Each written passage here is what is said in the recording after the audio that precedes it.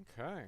Let's see if this is working out alright. I had to re-enter everything again. Guess it's been a while since I've streamed or anything.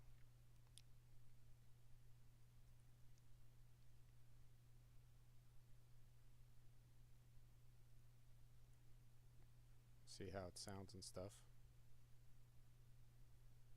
Hello, hello?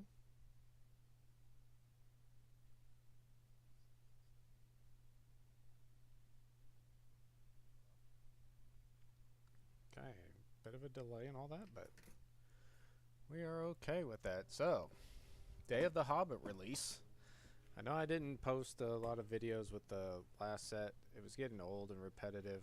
I got up to 98 packs, which was short of the 125 goal. But I got a lot of the set done, and I had a lot of fun playing Conquest of Azeroth, a WoW private server that's being sued. But beyond that, new set coming out.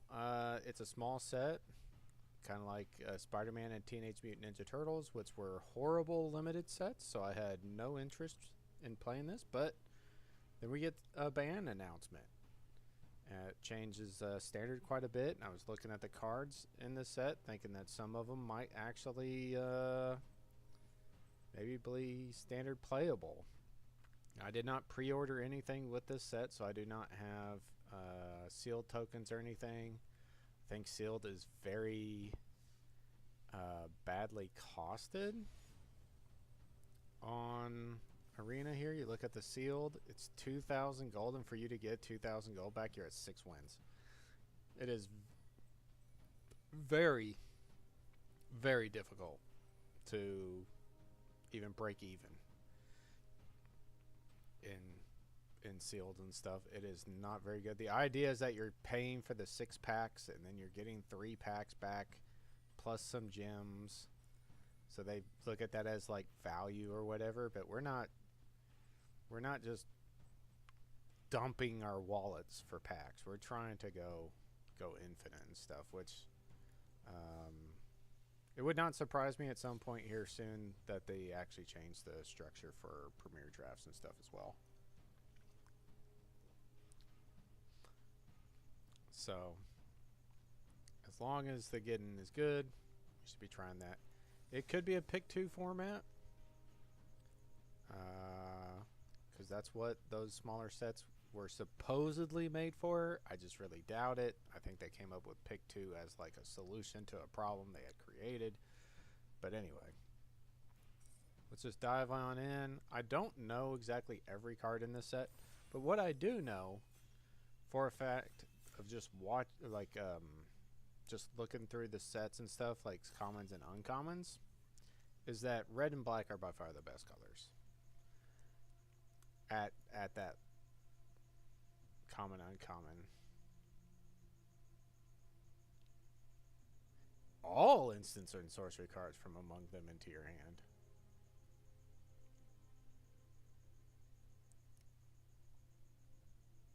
That is neat. Oh, whenever you attack recruit.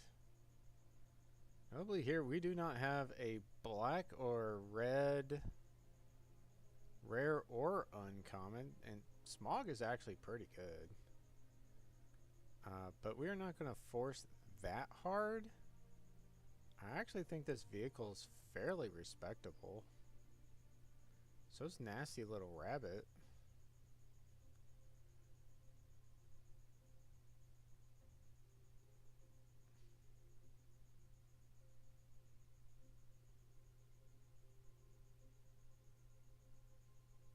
Huh.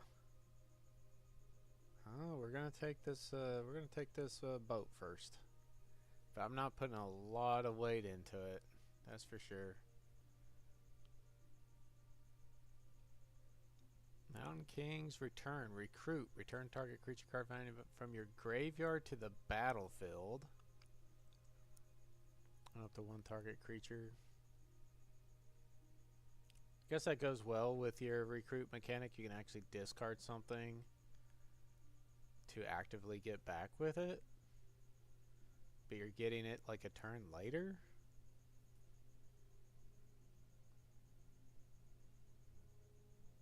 So you're getting a 1/1 that turn, and then you're getting your good 3-drop the following turn while drawing a card.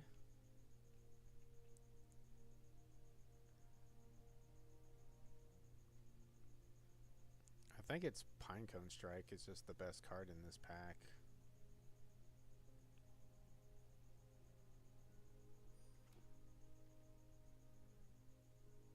Try to like go over. Like I said, I've looked over the commons and uncommons. I don't know like all the rares and mythics and stuff. This guy's just seems crazy. And maybe we actually like play an off meta like blue red. Well, there's a Gandalf. This card's actually pretty good. I know it's like you play your Gandalf and then you hope for him to survive, but what you can do is you can play the flame shape on like turn 2 or something, or just get it in where you can, and then only play the Gandalf when you can actually play one of the other spells with it. Like if you hit a 2-drop, the Gandalf is a 5-mana 2/3 that deals a point of damage to your opponent while you play your 2-drop spell, you know. So I think I'm going to take it. I actually kind of like it. I think it's respectable. I think Desolation Prowler might actually just be the better card.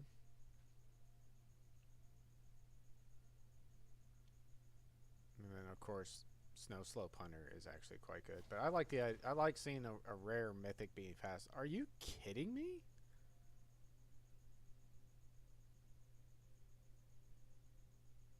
An Unexpected Party is probably the best rare in the set from what I was looking at. Like this is just a straight win con on its own. There's a lot of rares and even mythics and stuff. Like you look at Gandalf here, he doesn't just win the game by himself. Like he just gives you some value and stuff. Whereas this card actually just gives you a bunch of dudes and then like wins the game off of it. So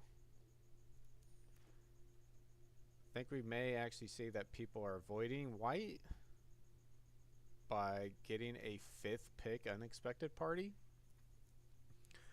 But maybe if we're the only people, maybe like red-white is a supported archetype. So maybe we lean a little bit more into that. And again, like this Desolation Prowler being here is pretty crazy to me. I think this card is just very good. But I think we're going to take this. Dane, creatures can attack you unless they pay 1 for each of the creatures, which is pretty good. Say that is not like a bad card.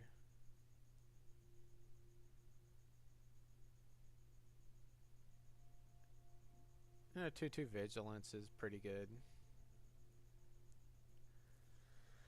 And I think we're kind of settling in the white here.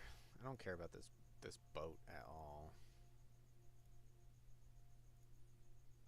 So we're gonna take this. If that was like, I'd actually probably take that other 1-drops too. That card is sick. This card is sick.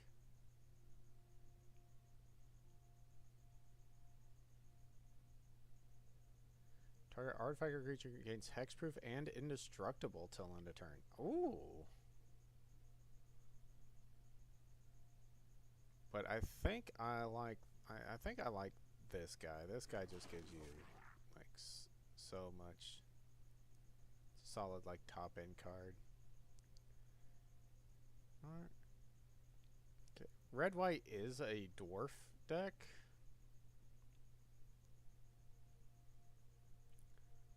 So maybe we just lean heavily into dwarves. I think first strike is better than this pump effect.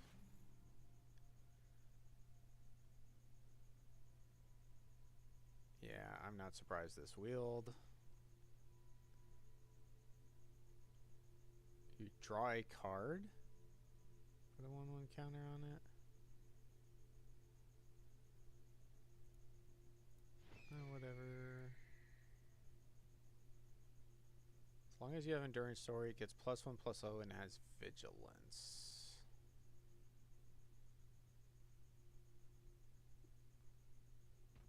Yeah, I think I would lean just on the...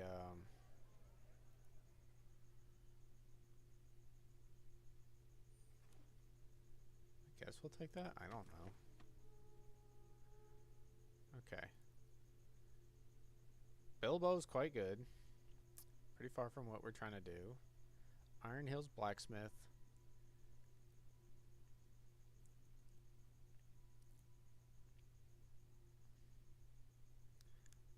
We're actually getting pretty full on like good 2-drops, and I feel like the white cards have just been flowing so much, so I kind of want to look more at... Wow, it costs a mana to loot. That is crazy bad.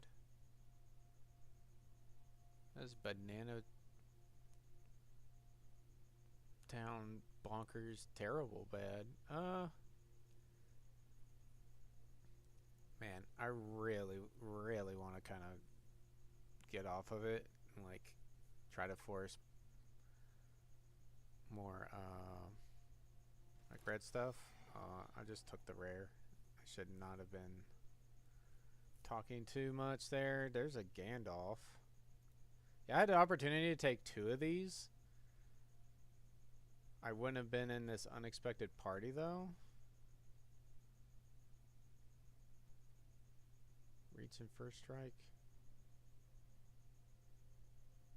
Target creature you control. I think I'm going to take the Gandalf.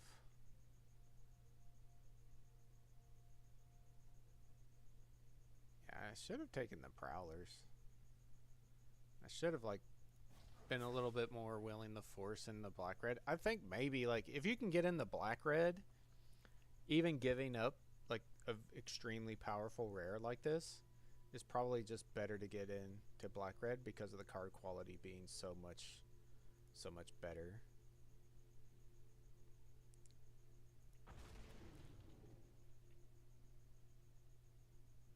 Draw the Elven King. All elf cards, whenever another legendary elf you control enters, draw 2 cards and discard a card. Card's pretty good. I mean, but that is a commander card if you've ever seen one. So not... That card's pretty good. I think it's actually take Hobbit Hole over this Dwarven Greatsword.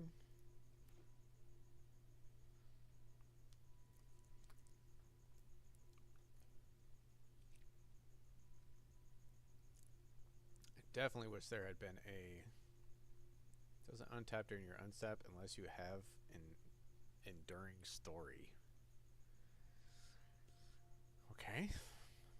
It's just a 5/3. Tides of War. This card's actually pretty good. I think I'm going to take it. Gain 2 life. Quick creature gets 1/1. You kind of want a reason to have this card. You want the things... There's creatures that put hone counters on equipment, and it makes the equipment gives an additional +1 power for each hone counter on it.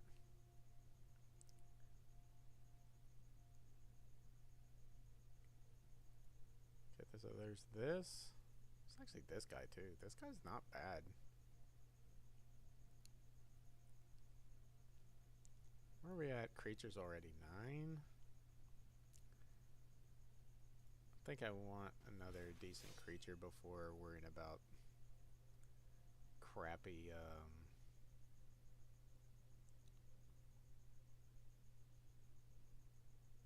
like filler combat trick stuff. I'm not really sure like how good combat tricks are going to be in this format. Some formats combat tricks are really good. We're really heavy on our dwarf count. No, we're at 4. That's not actually a lot. Oops. Maybe I should have... It has flying. Return this card from your graveyard with power 1 or less.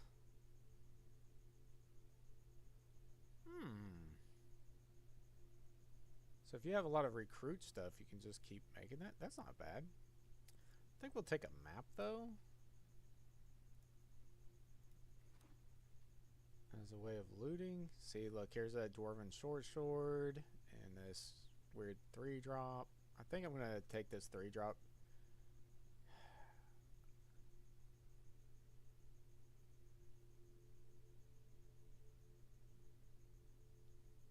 Man, I don't know. It's this or this. Both are pretty decent. I'm gonna edge on the cheaper cards.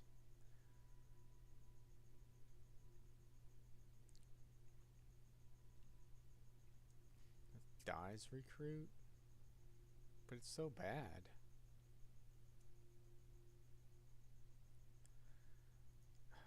I'm not even sure I play the first one. It's pretty bad. Okay, we will definitely play a dual land. We're trying to settle into the red-white here. Feeling like we're cut from red a bit. We're not seeing like the good red cards. Flowing.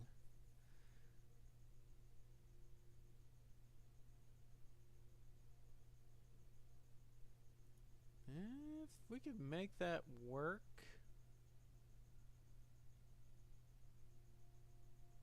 It could be pretty good. Moment of Glory is actually like a decent card too here. I'm going to try the rares though. This is certainly an aggro deck, so let's get some 2-drops.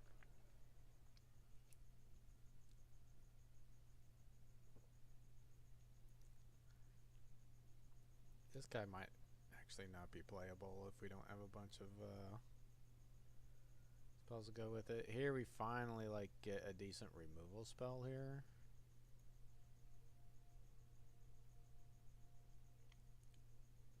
Dragon is out, destroy it.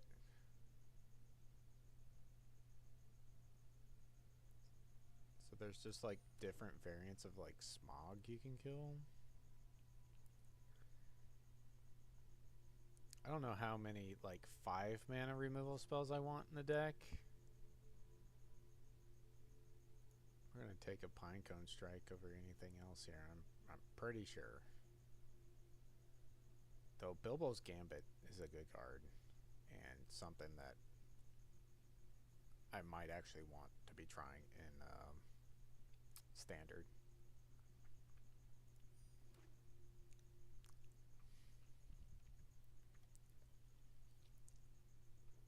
I think in a lower power format like a draft and stuff, it's not as good because you're not like crushing your opponent with the tempo that you're getting off of it.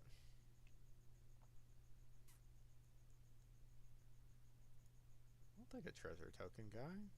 It's actually like a really good card, I think. We're up to 7 dwarves now, which means our Matic is getting better.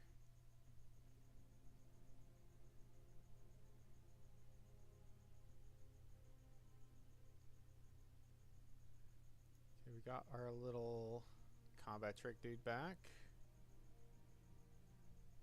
Exile the top card until the end of your next turn. You may play that card.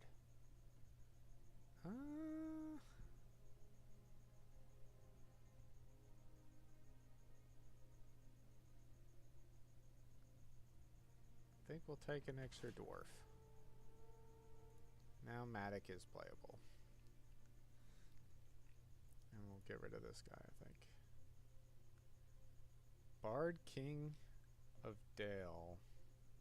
Draw a card except for the first one you drew in each of your draw steps. Draw 2 cards instead. If one or more tokens would be created, create twice that many tokens instead. Okay, that guy's not bad.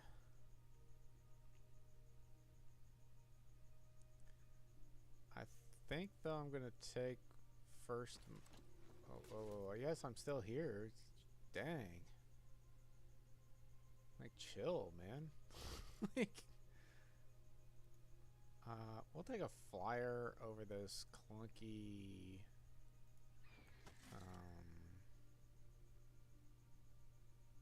mana rock removal spell thing. Dwarven Provisioner. I think I want an Ori now. Man, people are not respecting that dog. That dog is crazy. People forget how good Putrid Leech was, I guess. I mean, there's probably not a lot of people playing from 20 years ago or whatever it's been now. So that was a Ravnica card, if I remember right.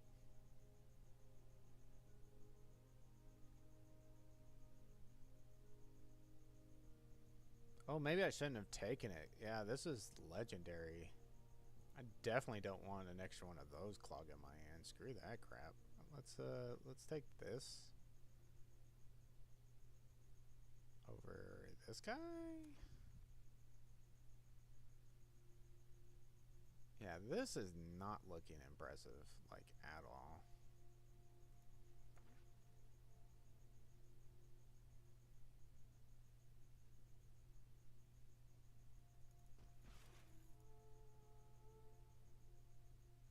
Huh. Yeah, this is looking quite painfully bad.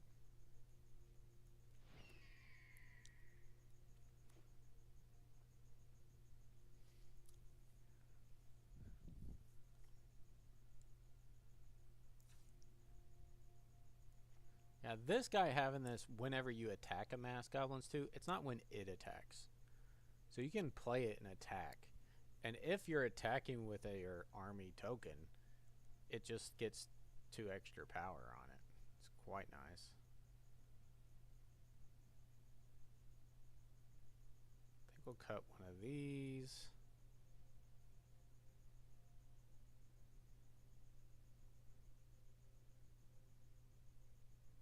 I think I'm just cutting this crap.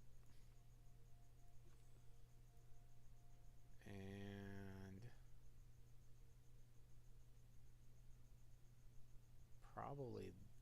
probably actually cutting this. I don't have tokens.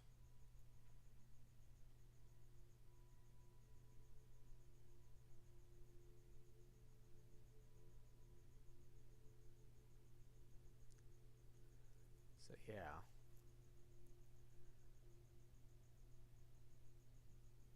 I think we're going to try this very bad deck. This is not ideal at all.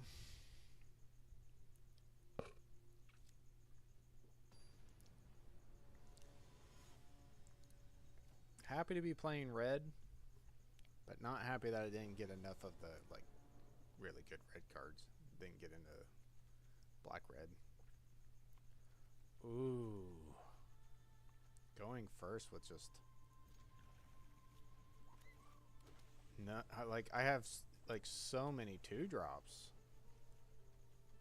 The odds of this deck actually not having a play on turn 2 is so low. Like what is happening here?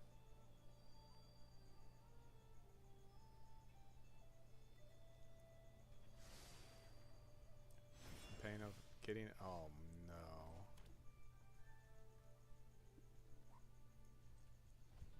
Oh no.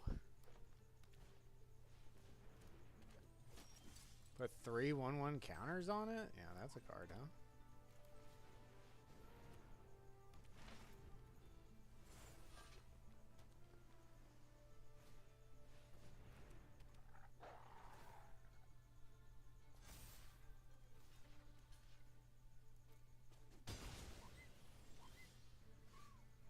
Are you actually kidding me? I haven't drawn a 2-drop?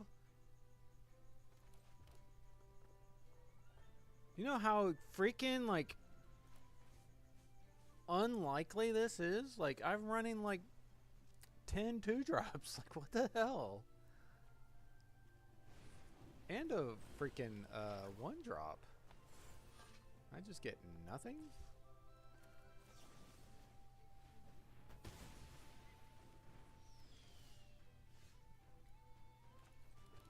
Jeez.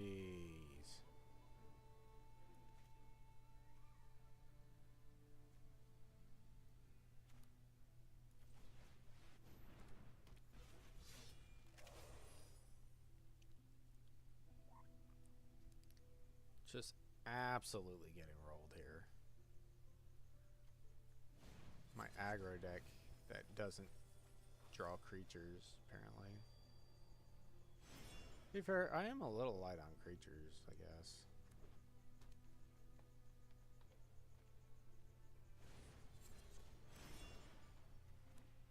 Can we play an additional land at this turn? Okay. Oh, we actually get a dude. Okay.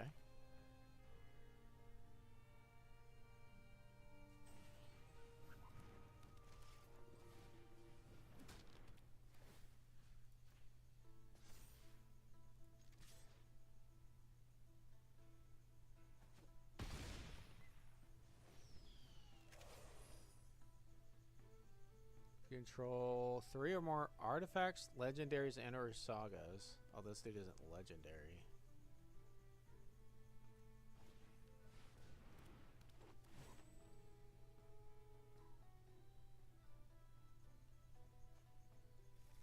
He gets a land.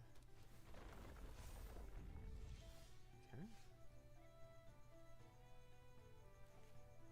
So if this has storied,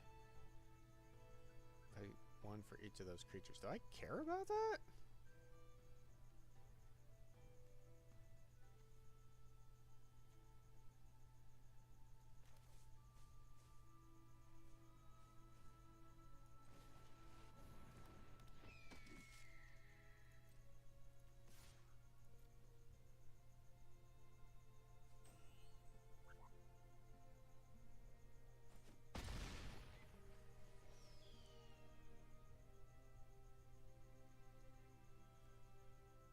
I kind of want. I'm like, do I save the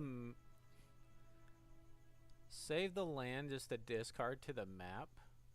But it gets you a land to discard. Okay, so we're not going to worry about that.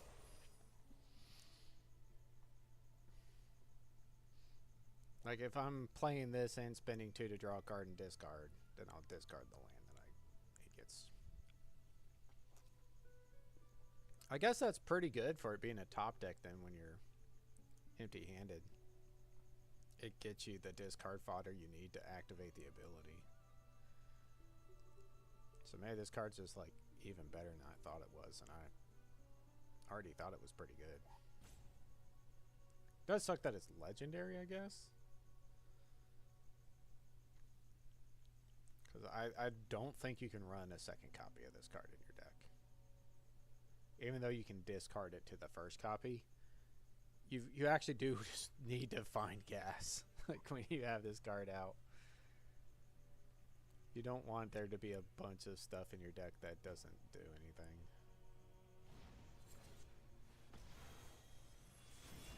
So, exchanges control.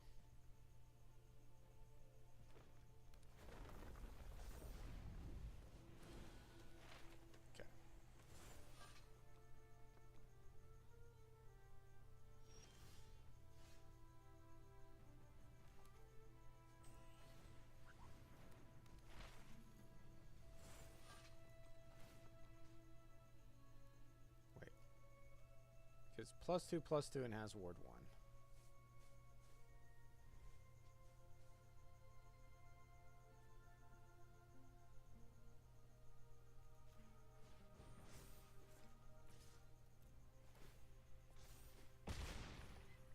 Oh, no, well, I wasn't lethal, but I could have forced a trade with the Bilbo, but he would have ate my Dane. So I guess it wasn't like some great attack here. But he does have a reach creature now.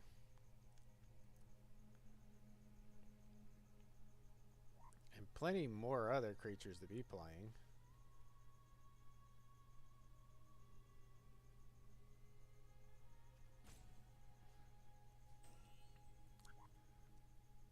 But he's at 1. He's at 1, staring down a massive flyer.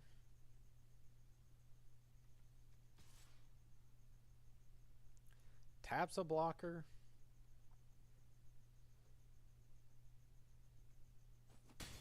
Oh yeah, I have the story.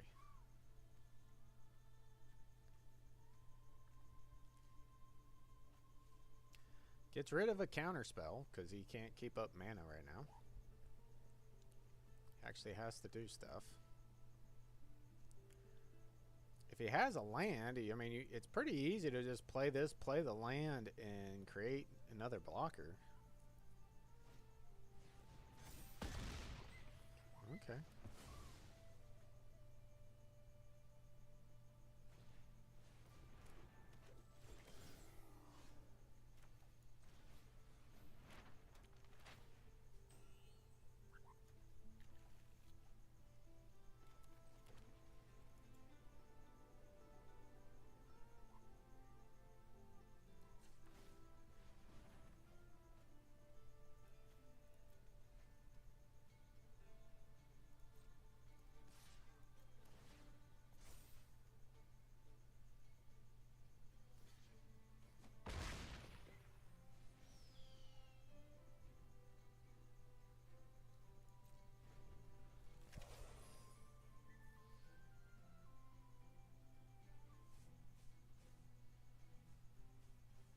Yeah, I guess I didn't need to be attacking there, but so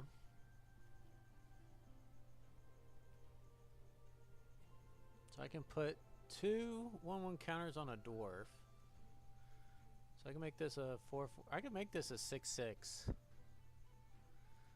But he's gonna have blockers and stuff for now. I do have a number of things that just like deal direct damage to the face though here, so we're just trying to dig for it.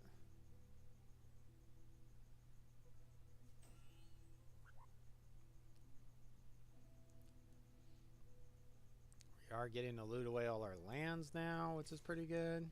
Taps is... yeah, you probably don't want to do that.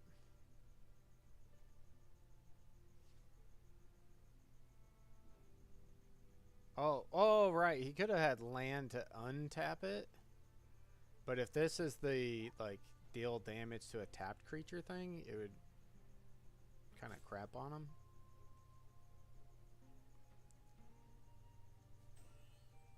Probably don't want to do that. I guess he doesn't have a land is why he hasn't played this. He's going to play it and play a land in the same turn.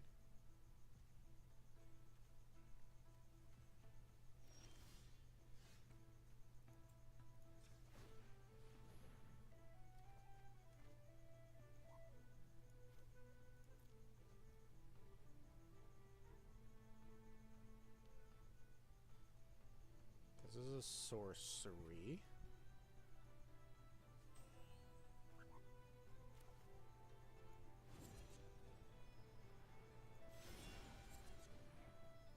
Is he keeping a counter spell up?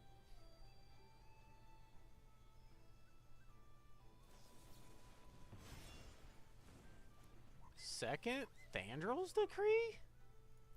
Second 6 mana card? Okay, at least I played the sorcery side of it so he doesn't get a free Gandalf.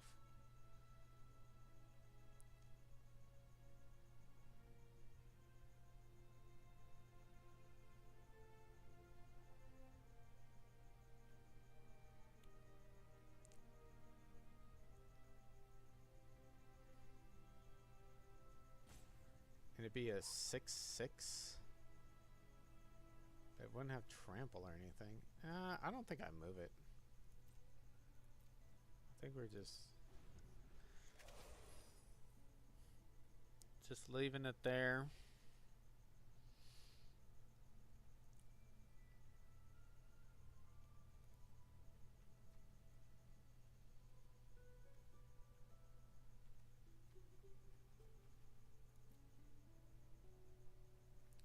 Like, if that guy hadn't just, like, attacked this in for the trade with my 3-drop, pretty sure I would have lost. Tap a creature?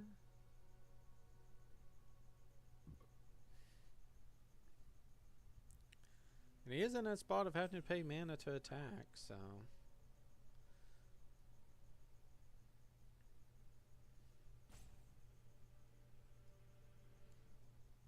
can't do a whole heck of a lot here.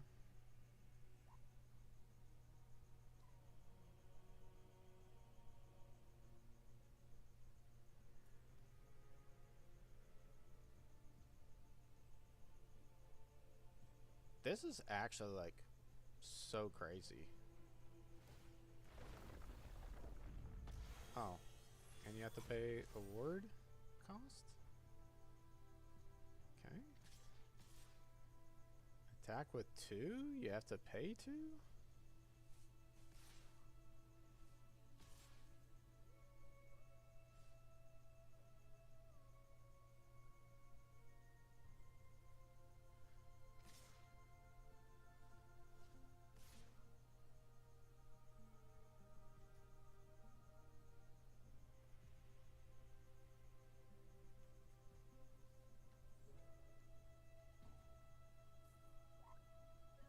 Holding something up. Like, the thing of it is like, if I play just another creature, then this gets big enough to eat this Iron Heel Stalwart.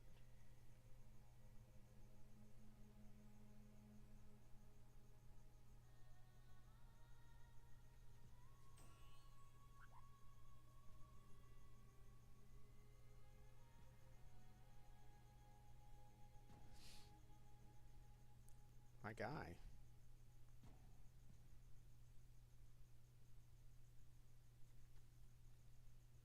Guess he's just holding, and I guess he's gonna hold up cancel. Like, it's really weird in like blue green to expect to be holding up mana though for counter spells and stuff. Like, so you're not playing your like creatures and stuff. You're not playing your big green beater creatures. You're just gonna keep your mana up. All right, so he pays the 1. Draws, discards.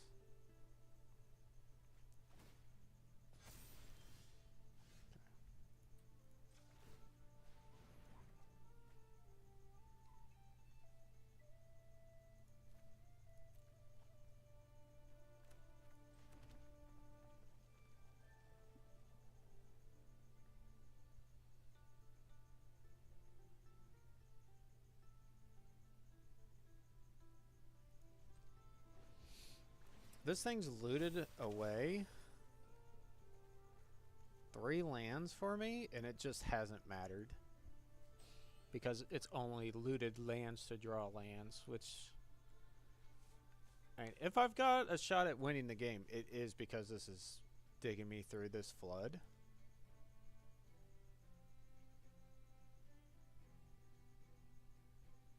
But it's not feeling great. Oh my god, what's this do? If they're not a token created, for each halfling you control, tap to add 4. Man.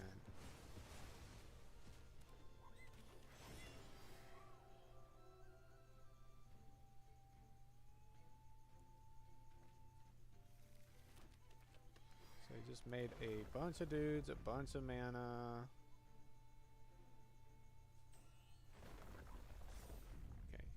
Tap the dude. Pay 1 to attack.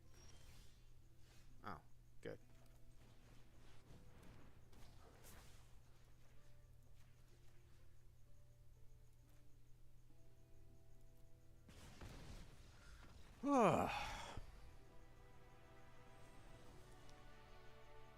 It did dig, like, it did dig me to the Gandalf in time to win the game. I would not have gotten there if not that card. But if that card had just been a 2-drop decent creature too, maybe I win the game, because I would have been able to attack that 1 turn for lethal.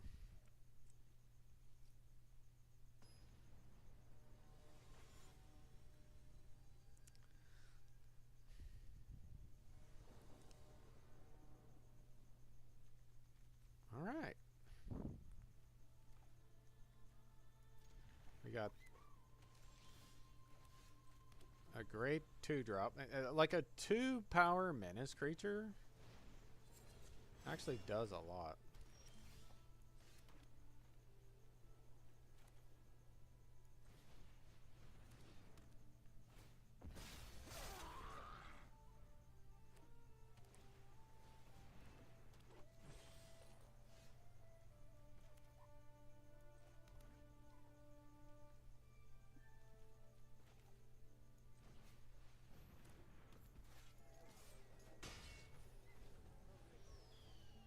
This card is pretty good.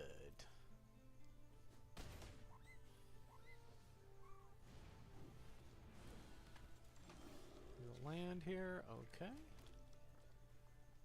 You're the trampler or the bigger guy?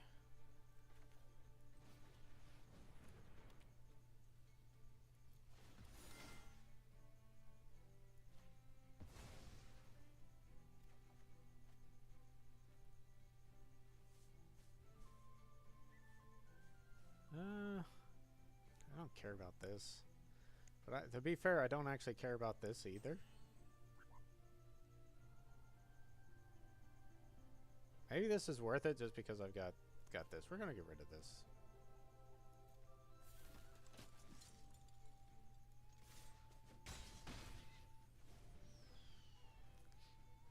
And just beat.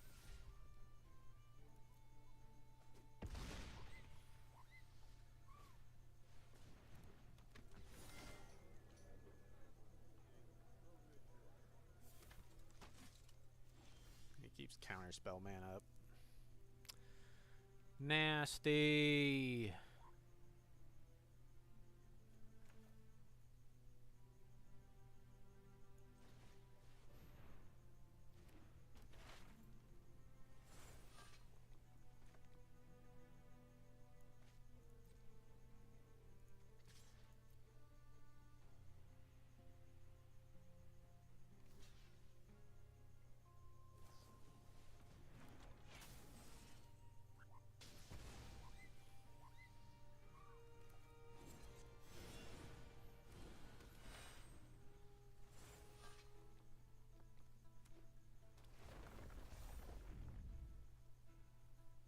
Okay.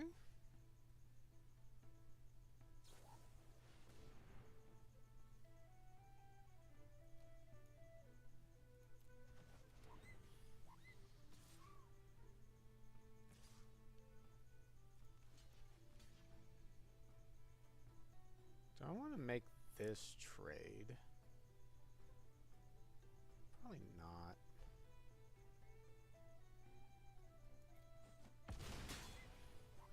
Like another land here? Cool.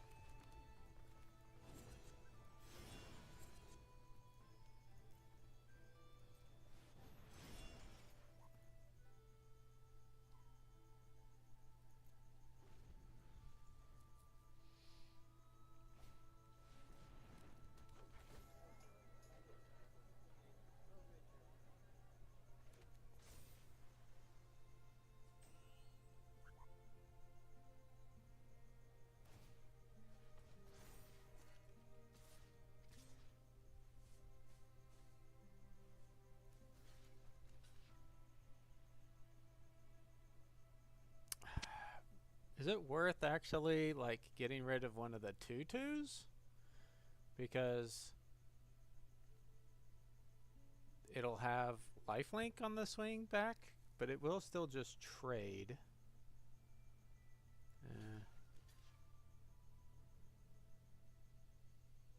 Maybe this is fine.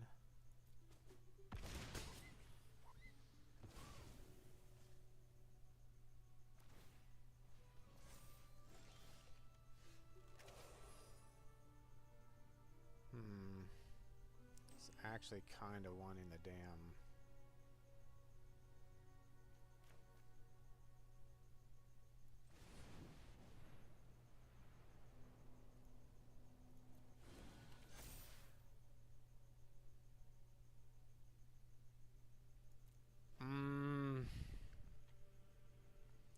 It's just not enough.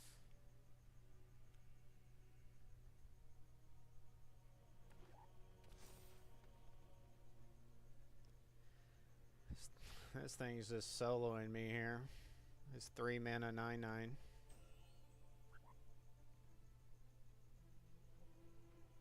To be fair, I think I lose to this Trampler though. I couldn't jump block it.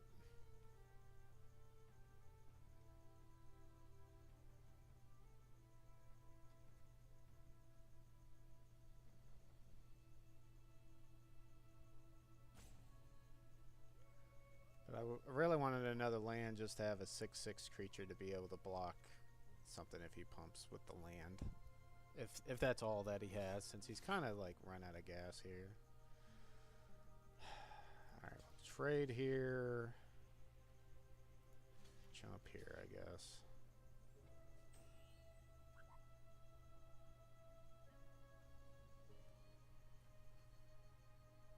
Or we go full out, block this, but then I go to 1.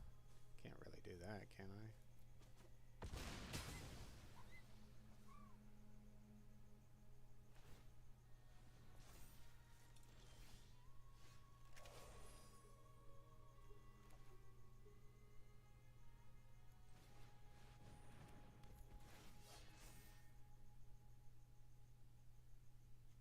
+1/+0 and has menace.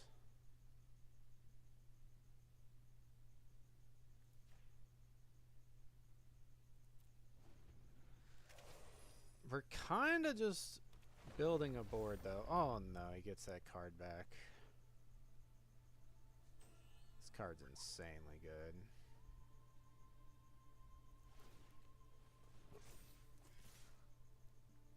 Yeah, sure.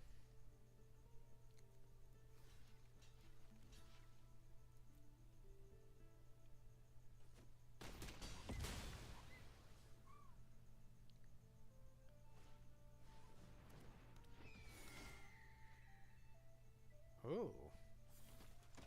Yeah. I had no way out. Yeah.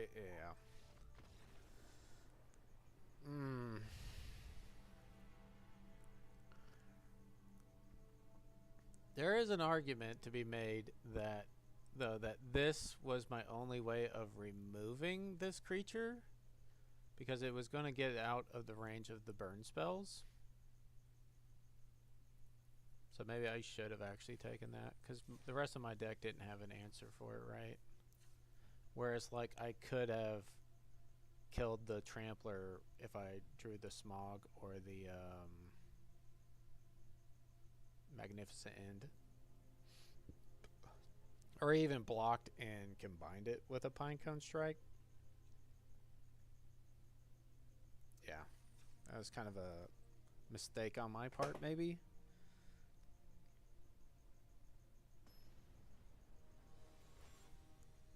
I just thought like I would actually like draw stuff, play things out. Oh man, this Matic is painfully bad. I'm gonna take it out after this game. Like if it just is gonna be in my starting hand every game instead of a creature, I'm just gonna replace it with a creature. Like this is terrible. I actually need like stuff to play on it, not just some crap dude. And we're against black red, so we get to pick them up already.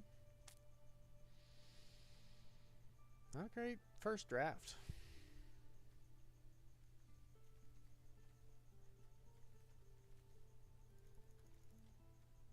Not particularly happy with this dwarf pile. I did not believe in the dwarf deck when I was looking at the commons and uncommons.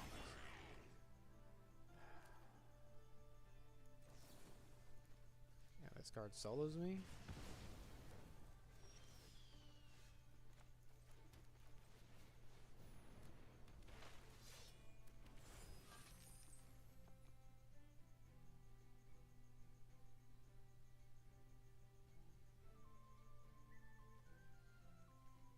Pretty good card to put this Matic on. I think he would agree. So he's keeping the removal spell up for it.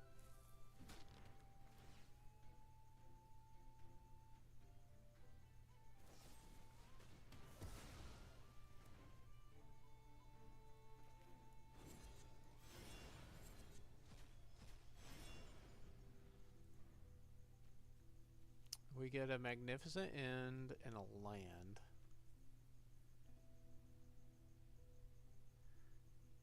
You may play them. Okay. So you can play lands. Sometimes these cards read cast. They don't really do that anymore. They say play so you can play the lands. But sometimes they would say like you can cast the cards, and you can't cast lands because you're not casting them.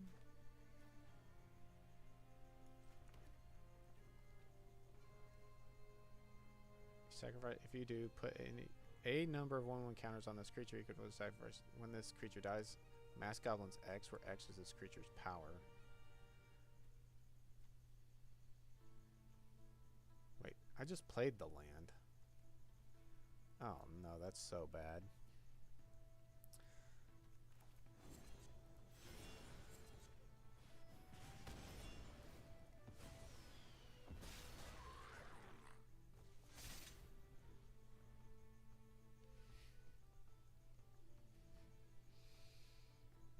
This card is terrifyingly good.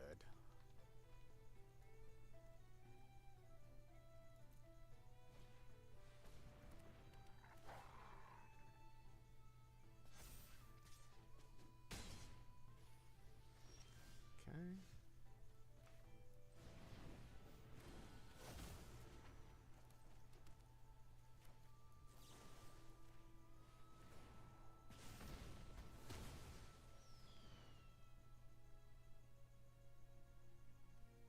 Kind of just want to play this though. But if I do that, then I can't play the Smog next turn. Unless I draw a land.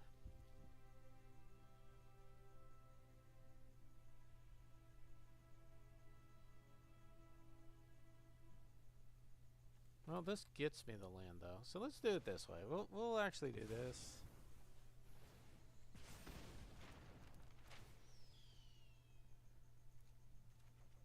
Thin the deck out a little bit. There's not many more lands left now. We get to play Smaug next turn. Smaug?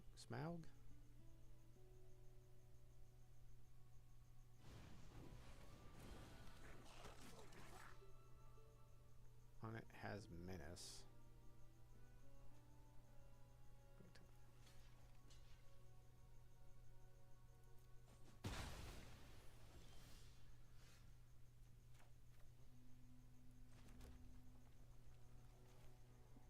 It's actually not terrible to go this card and this card, because it kind of forces some action on his end. If I just play this card and he removes it, I'm pretty bad off. So we're going to go with the double spell here.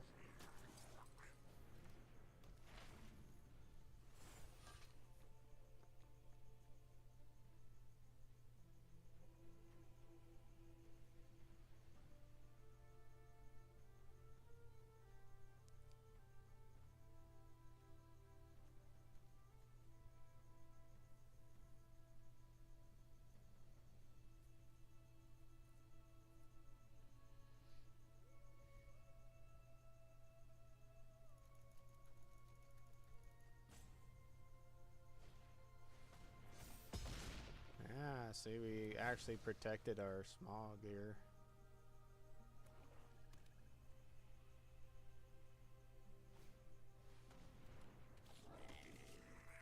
Not sure that's going to matter a ton, though, because I'm fixing to just get smacked around.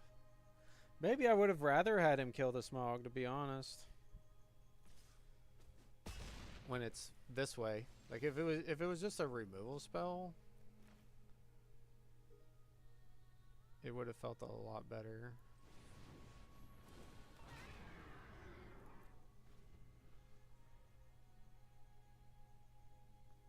It's a Masses 4. Like, these cards are so good. Like, are you kidding me, man?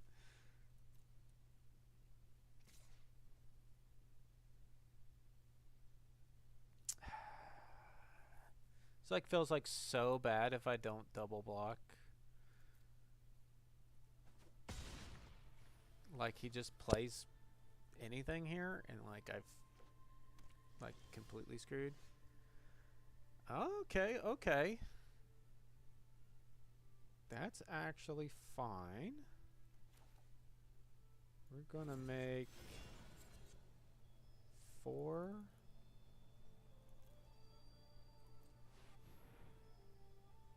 Dudes.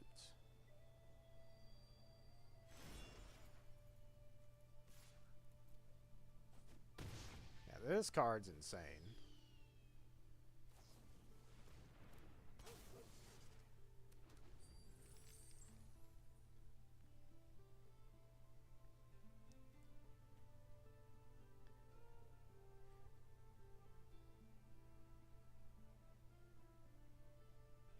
What sucks though is I have to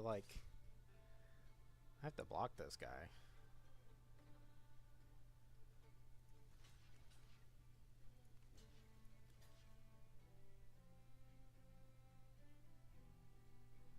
So if it's, I don't know what kind of pump spell, like surely I can't just block with 3 because he removes 1.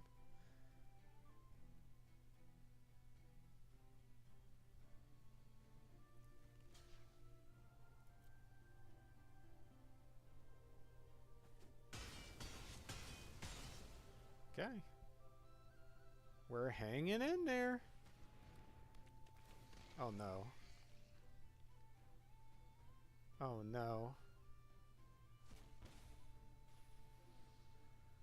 I can't kill him fast enough now.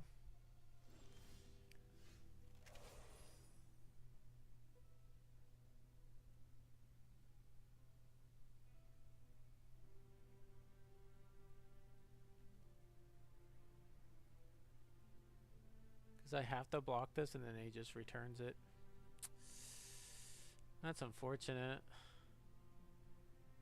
You can block the smog.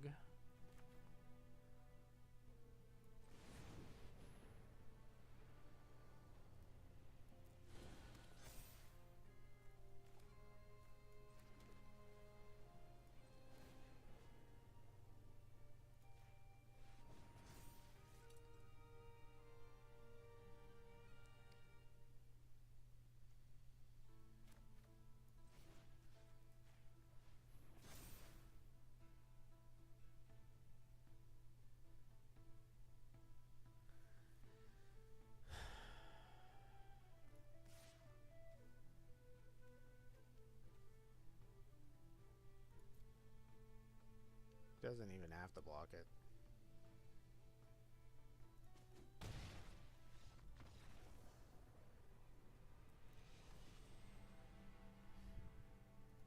Maybe I gave my opponent too much credit. Maybe he wouldn't have seen it. But I mean, it would come right up on the interface. Like if it was in paper, I definitely like make my opponent do it. But since Arena like holds your hand and shoves the card in your face, like you can play this card. You see this? It has a graveyard ability, and it'll pause. Like it'll sit there and go like, you can be like, all right, I'm done. And then the Arena just sits there going, do you want to play this card that's in your graveyard that you're able? Oh, yeah, I'll do that. Like it, you know, it just holds your hand so much.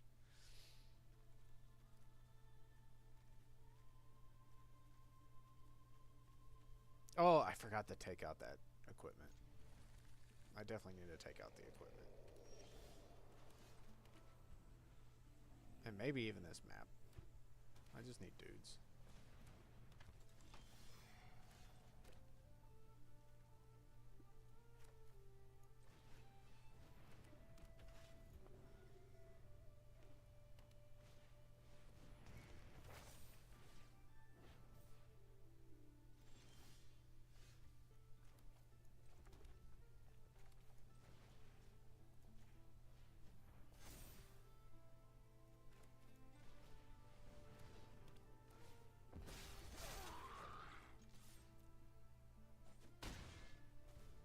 Like, this is a fine equipment. Maybe the 4 mana thing that makes a...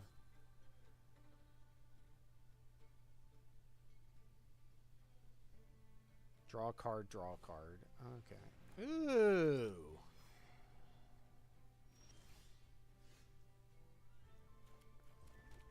Dude, that's disgusting.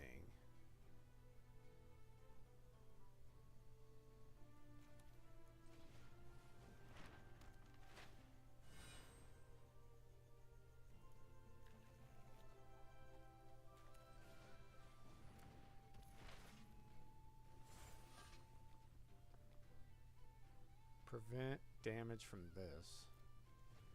Dude, this This card's actually gross.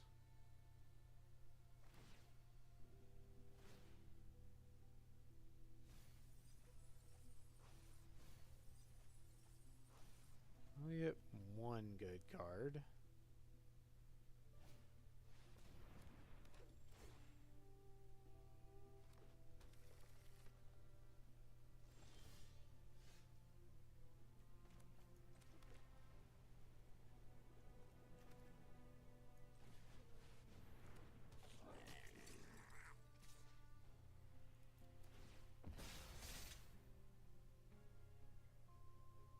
There we go.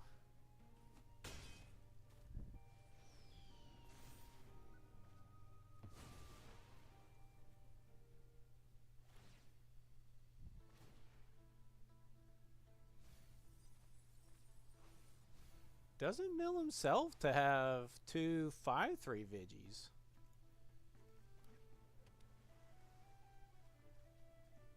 Huh. Fair enough. I mean, I'm already at 15 cards. I mean, he's staring down a lot of damage, though. And he milled Moment of Glory. Ooh. That's nice. That's not nice, though.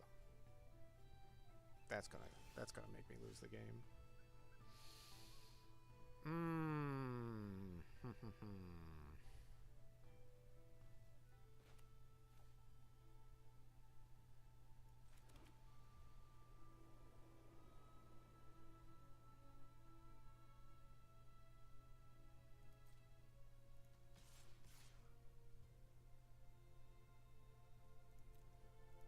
This isn't suspicious at all.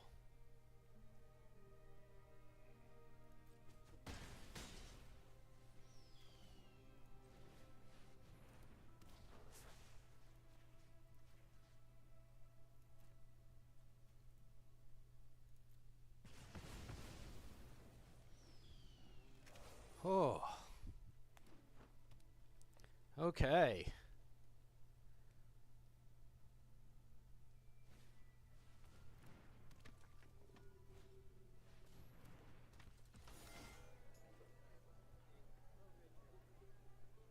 This actually is one of like the better mill cards that they've printed in a while, right? I mean, and not like Strixhaven, of course, had like the best mill cards. Like, but it's pretty crazy here.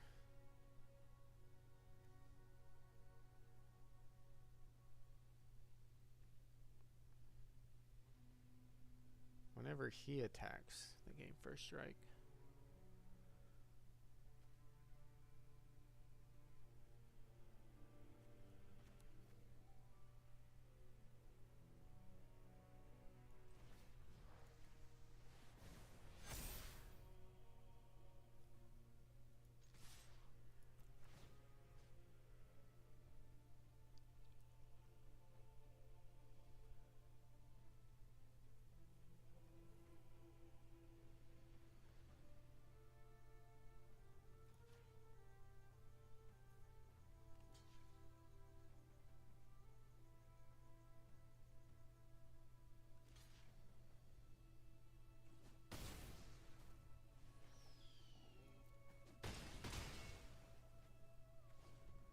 I don't think he's going to get there on the mill.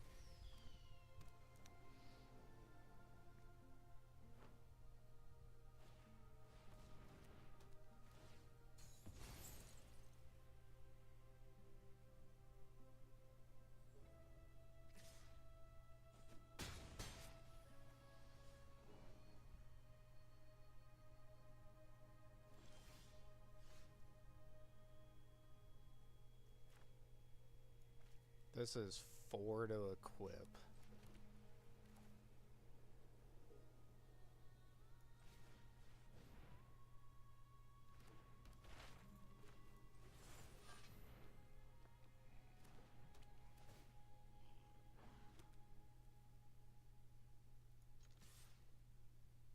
Maybe I shouldn't have played it out.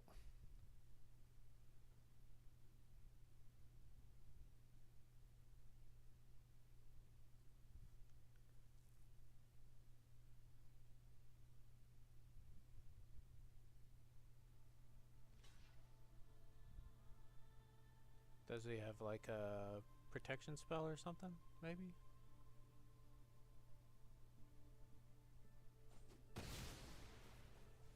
Okay, so we're off the mill plan. He didn't Eagles are coming the dude back. Well, I guess he did actually want it to die.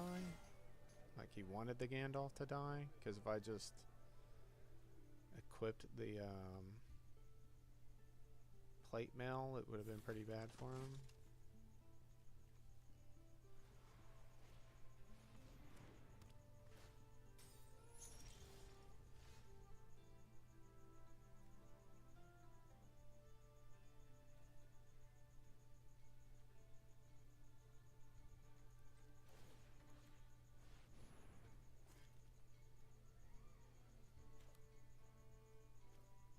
Makes it a 5/5?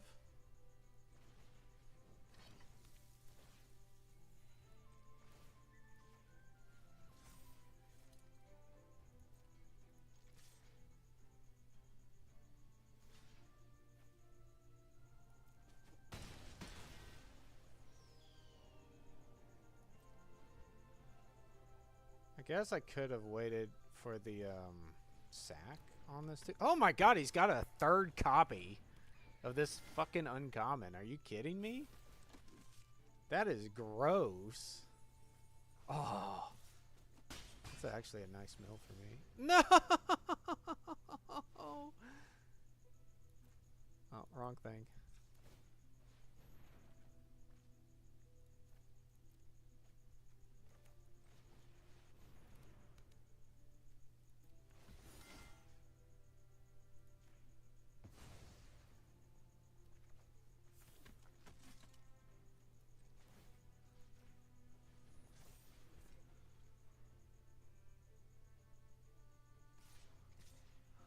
Ooh, okay.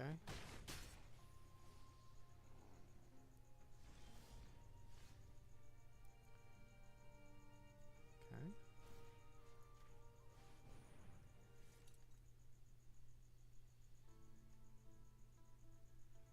Gives it menace.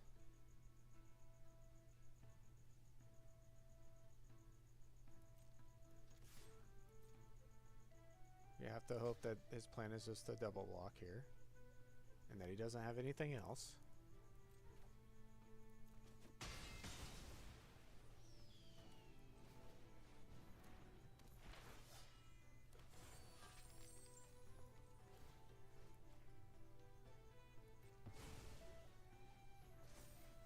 And we just play this so that his 2/2 vigilance can't attack.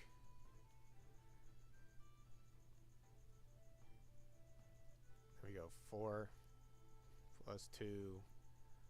My trampler gets huge. Hopefully it gets in there.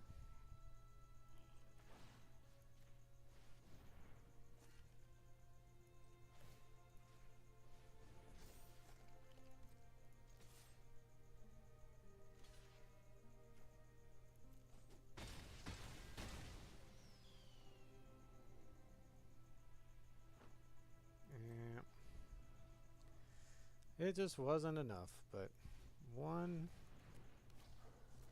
He got me on the mill. It's crazy. Got me with the mill. That is my third loss, right? This deck was really bad. I took these equipment way, way too highly. This was terrible. Terrible. Like this Matic here, no. Spatula, no. Should have just been even this guy, even another copy of this, maybe even this, just anything else. It's bad, bad, bad. Okay. Just gonna try another one though. Just run her back.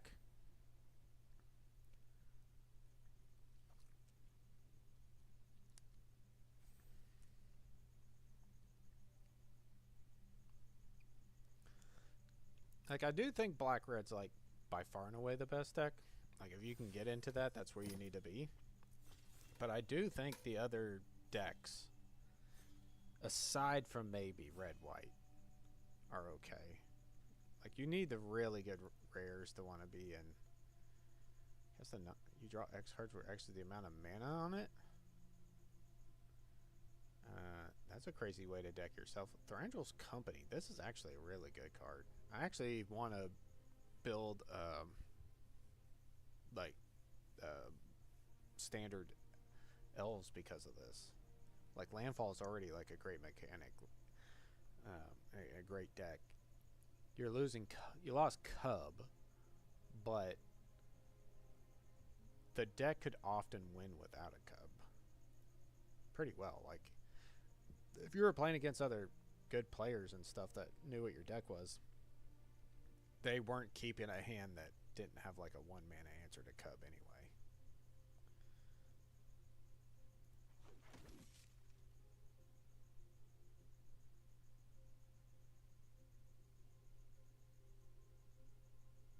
This card's hilarious. And I think the format is actually slow enough for this to be really good. But man, this card's insane.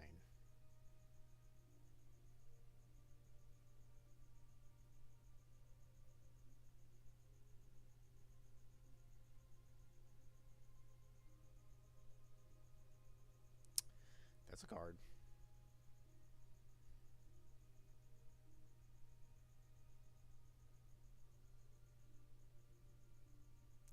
We try this hospital. No. We're gonna try the rare. We're gonna go into green here and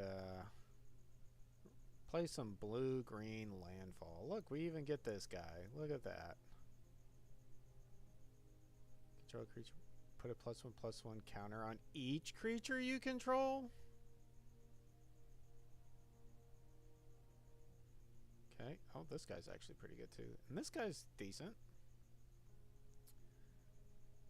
I think we're gonna take the this guy. He's actually like a really solid 2-drop. I mean, a 1/3 for 2 mana with vigilance has always been like an acceptable stat line for blue cards in limited. And if they ever have like good abilities on them, they go from just like something that's passable to something that's really good. And I think this is probably really good. Flash. When this enters, put a home counter on Sting for each creature target opponent controls. It's one creature you control. That's actually pretty good.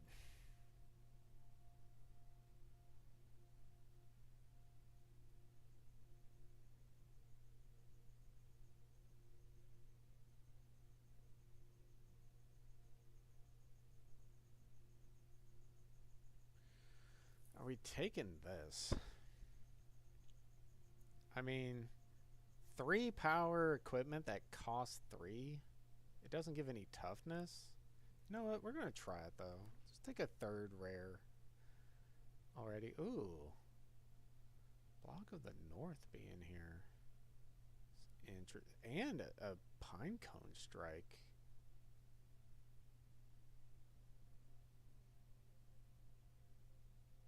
Huh. Boy, that's really far away from what we're trying to do, but this is maybe replaceable. I may actually be getting cut from blue-green here.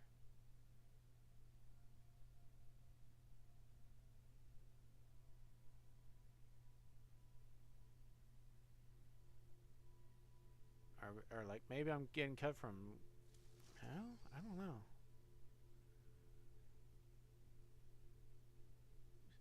Uneasy Partings is a good card.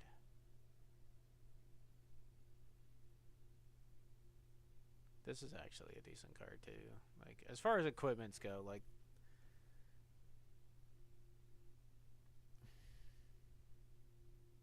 turned out this card was crazy. Like, this card is so good. I'll take it. Drawing cards is important in your landfall decks to, you know, draw lands to play. And I'm just going to take this guy.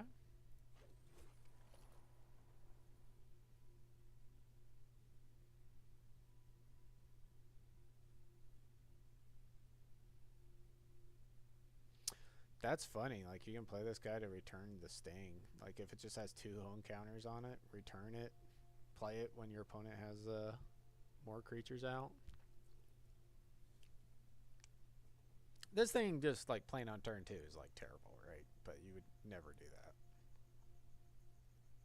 Most equipments, like, you don't actually want to be playing on turn 2 unless they have, like, a, you know, they're a living weapon thing where they make a token that they attach to.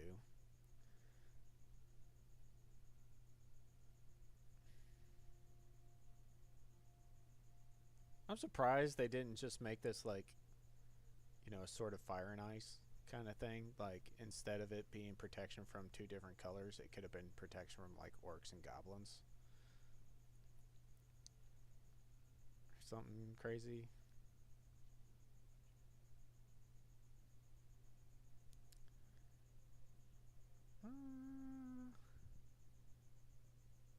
Gains trample and hexproof. Yeah.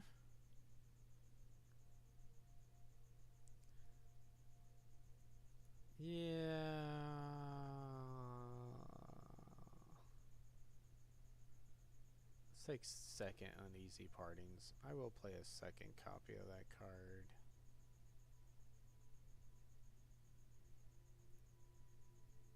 This might actually be playable.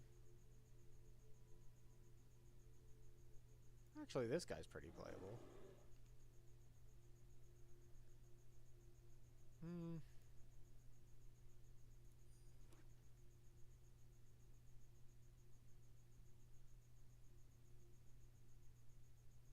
Come 4/2? What? That's terrible. What the hell? Like, why? What?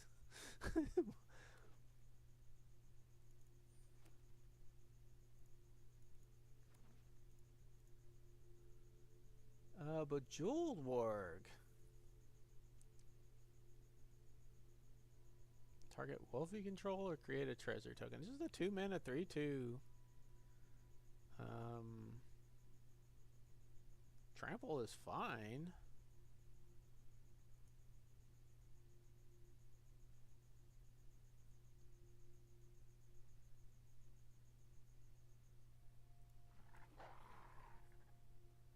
Oh yeah, this guy. Yeah, there we go. Now we're talking. Roll, roll, roll, roll. Exile up to 1 target creature or land you control if you did. Turn it to the battlefield. Oh. Creature or land.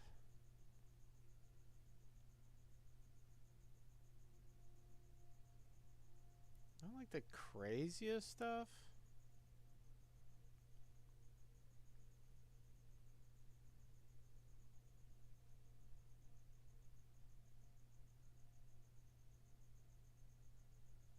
But it's reasonable.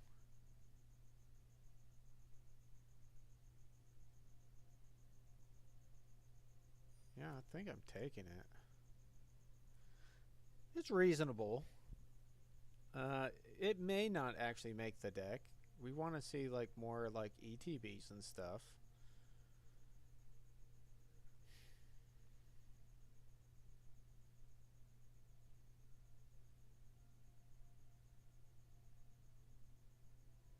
It just sucks that it's like the start of your turn, like, so you don't even get to attack with the creature or anything. Like, you actually have to really care about this. Yeah, we'll definitely take a coral. Definitely take some removal spells here. Bird's okay. Gandalf's okay. This guy, as we saw, was actually pretty good playing that extra land a turn.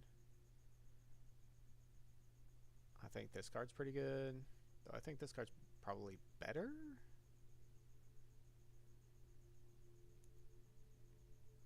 Having trample's just like more relevant.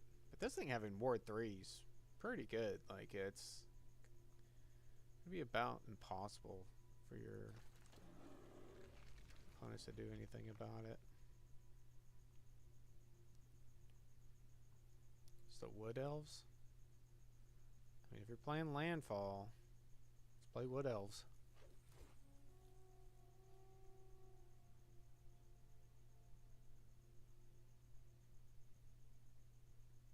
Creature count 10. Let's focus on a little more creatures here before we take a third uneasy parting.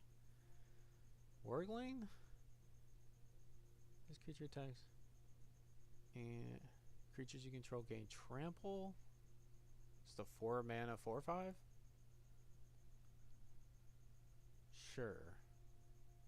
You know what? We'll take the 2-drop though. We only have like a couple of 2-drop creatures over here. Just 4 of them.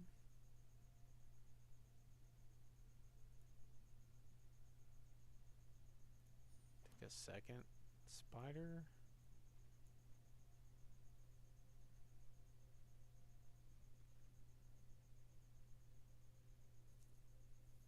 It's pretty cool. You can pick up, because this is any other permanent, so you can actually pick up and reset your cards like this. This is actually like somewhat reasonable.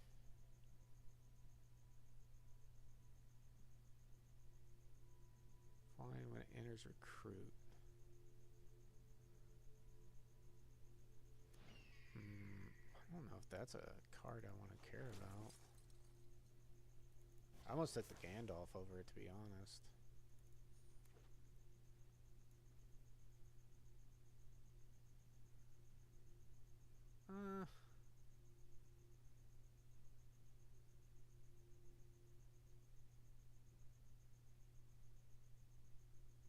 This is not much. Oh, wait, yeah, Hobbit Hole. We definitely want to take the fetch. We definitely want fetches in our landfall deck. But taking it over a Quarrel, when we're fairly light on interaction, that's the question there. But we're at a playable deck right now. But man, we are light on removal.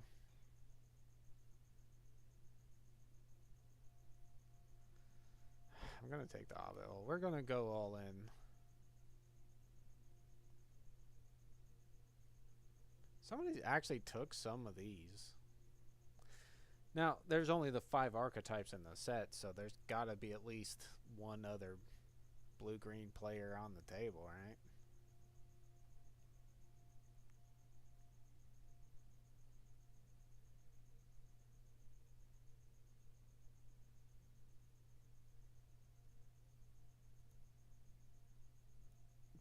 Let's go with some more top end here. Not sure I care about this. I actually don't even know if I care about this card, to be frank. Let's see here. Settle the Wreckage. The Eagles are coming. Down in the Valley.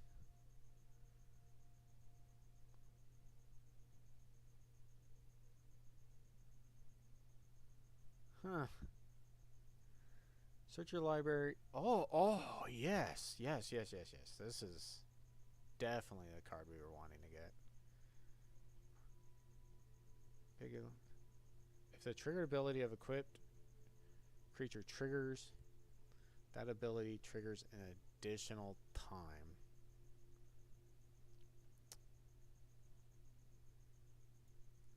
I mean, probably not make, like, it's not that the prowess, it's like, do we want to trigger stuff? And if you're triggering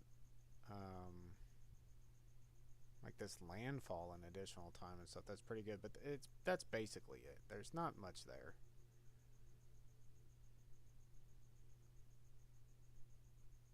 So So it's just a 4 mana 4/5? Or this eagle. I'm going to take the bird.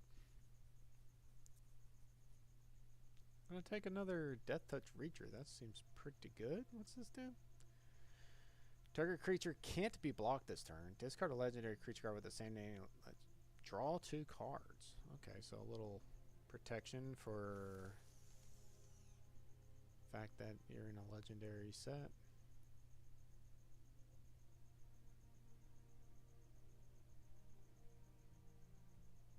We do have a plunder without like a way of discarding it. But I don't think we're going to take another interactive spell.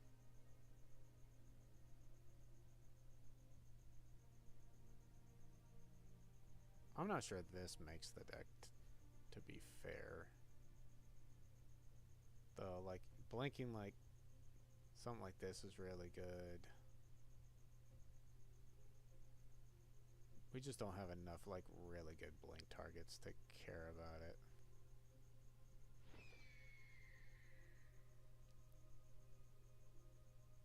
Inner recruits. I mean, you can be blinking something that draws a card.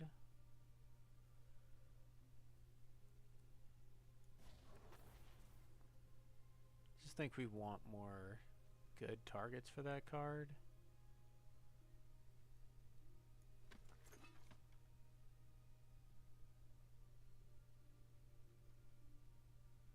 Yeah, maybe Sting is actually like a little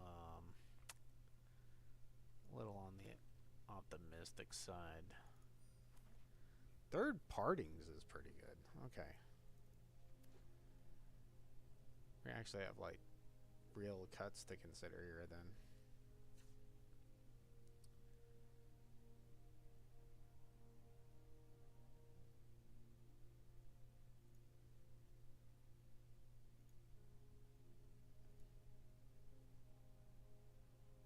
I guess we could have actually looked for splashes with this deck, but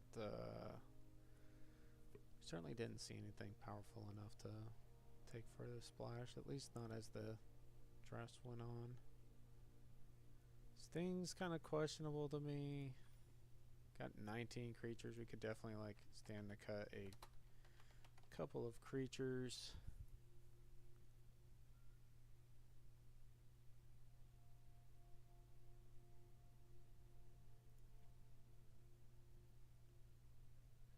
We're not going to be drawing enough cards.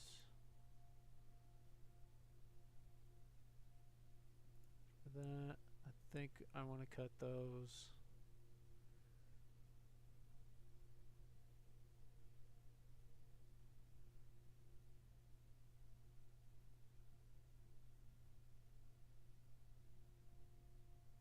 This card would be so much better, or the Bejeweled Warg would be so much better if I had one of the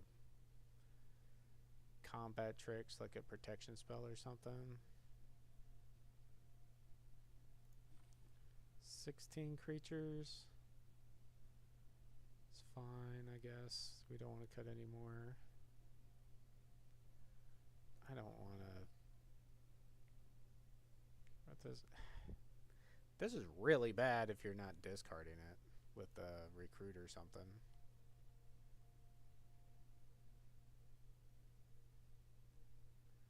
I'm gonna cut this thing, and I'm gonna cut.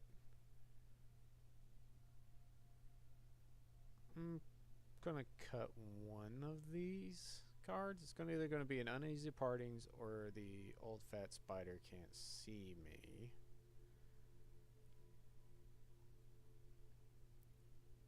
And I want to be a lot more active, but I want to be drawing cards too.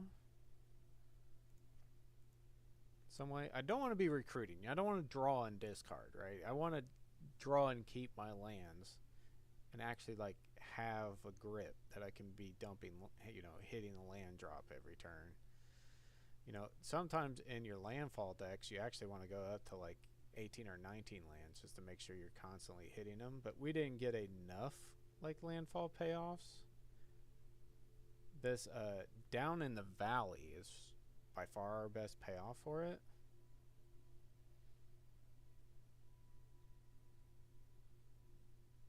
So that we're hoping to like play this on like play a 2-drop, whatever.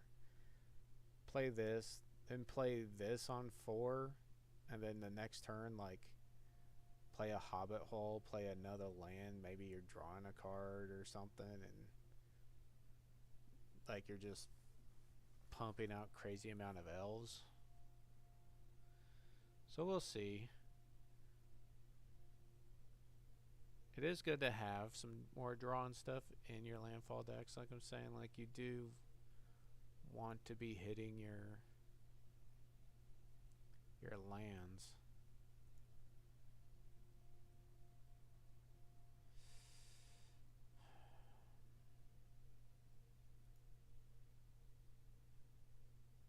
Draw 2 and discard a card. Maybe this isn't too bad.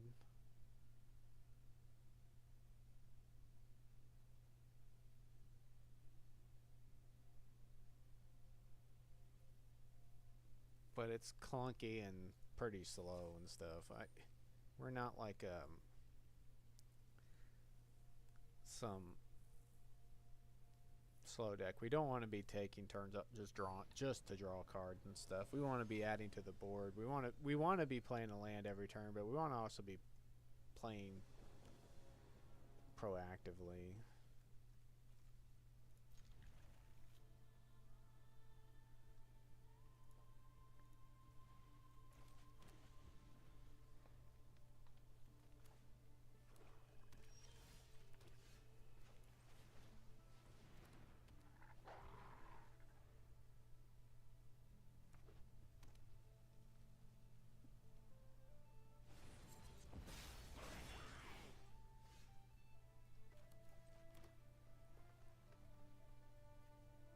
Just make a treasure and trade.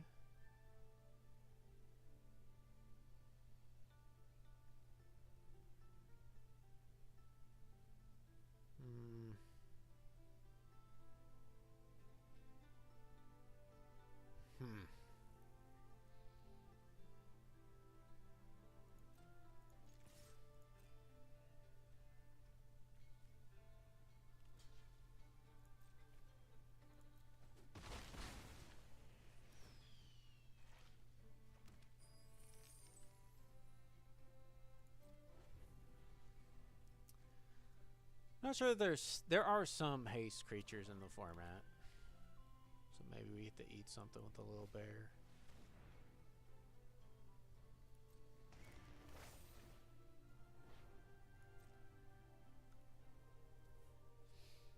Lots of duplicate protection here. Does he take an uneasy parting?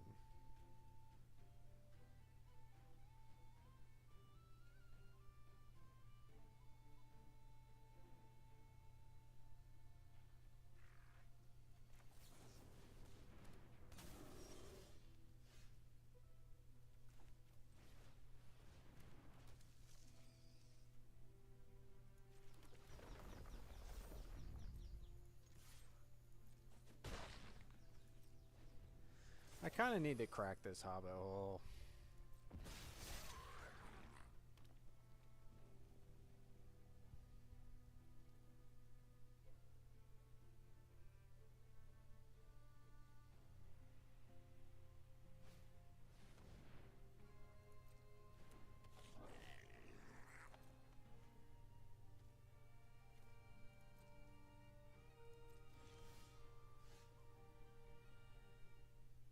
Oh shit, I didn't crack it.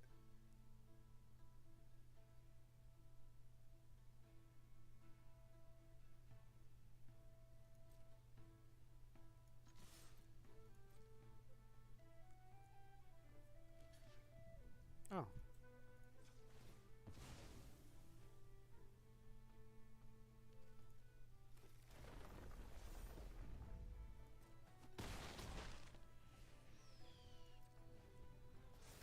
Worth, I guess?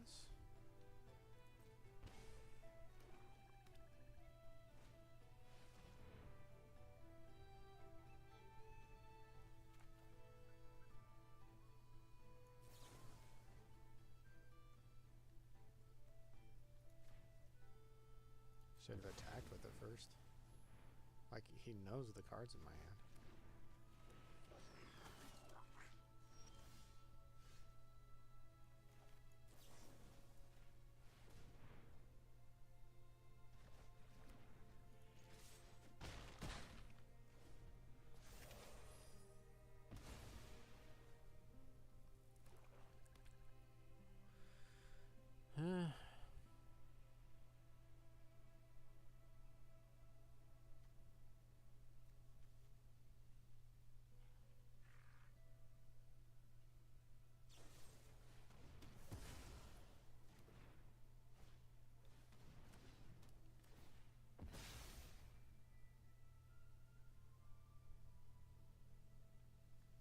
Please just give me a land.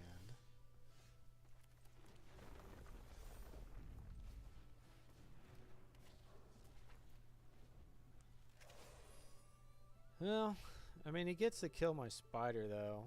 Like, I should have actually attacked. That's my bad. I didn't even think about this. He gets to kill my spider and a mass 1 to replace his dude. Okay, he didn't see that line. It's good for me.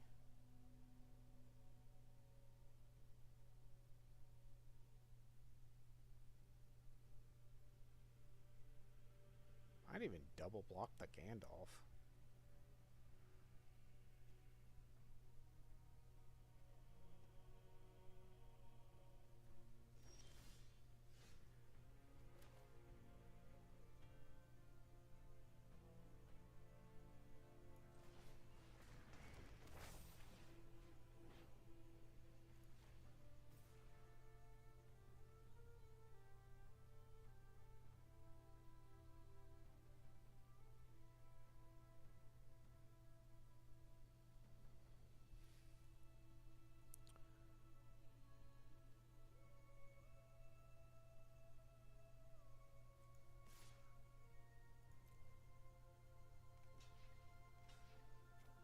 Okay.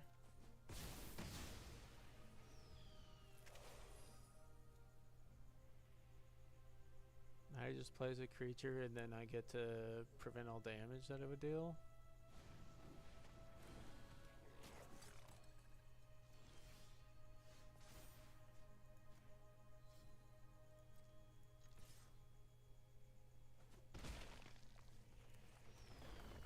Oh no, I missed a point of damage. Oh, I forgot I had the 1/1 thing.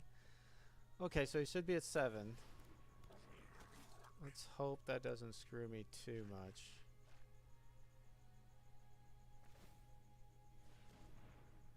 Oh man.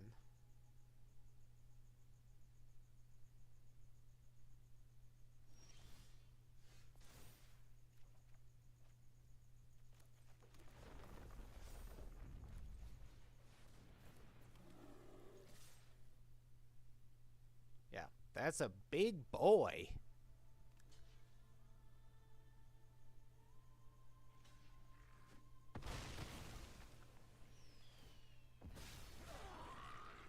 Amass the 4.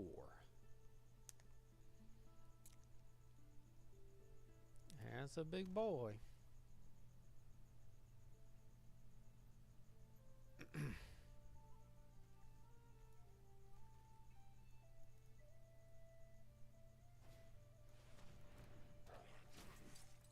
Accidentally click yes? No? Okay.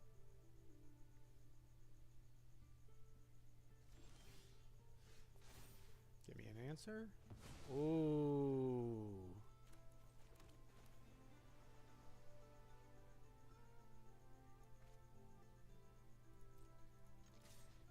Give me the double block.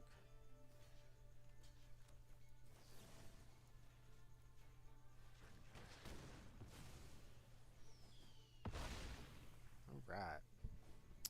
Not sure you can come back from this one. Oh no, there's equipment that makes you sacrifice.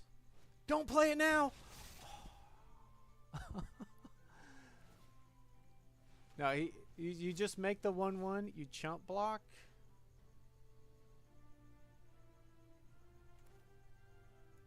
And then the next turn you get to amass 3 and make another chump blocker.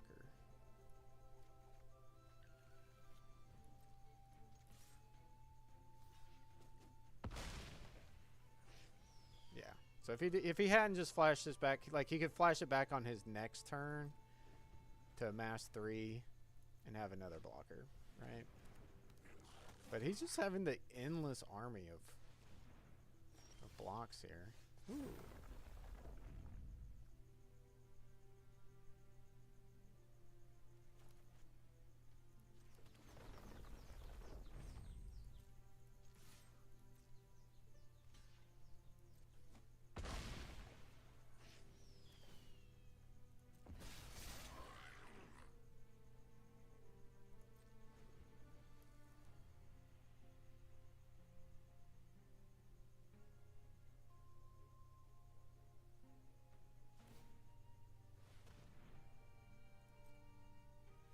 Okay, now he can sack the land, get it to 7 power.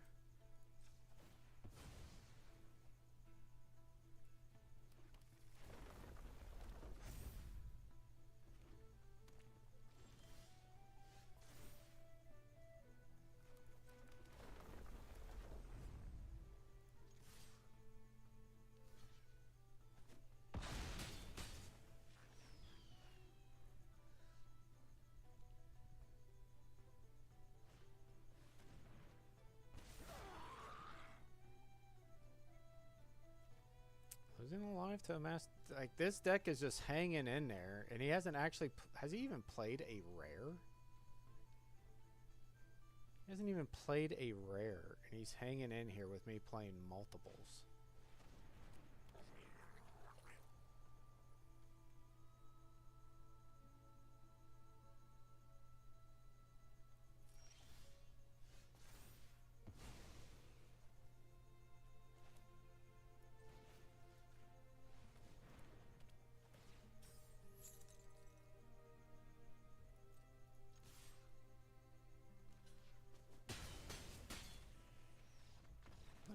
Black Red is so good. I haven't even played it or anything. Just looking at it is just like, anybody who says Black Red wasn't like going to be the absolute dominant thing of the format just never played Limited before or something.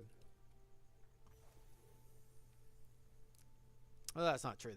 I know there's a couple people who put out some videos and lists and stuff that did not have it as the de facto like best deck,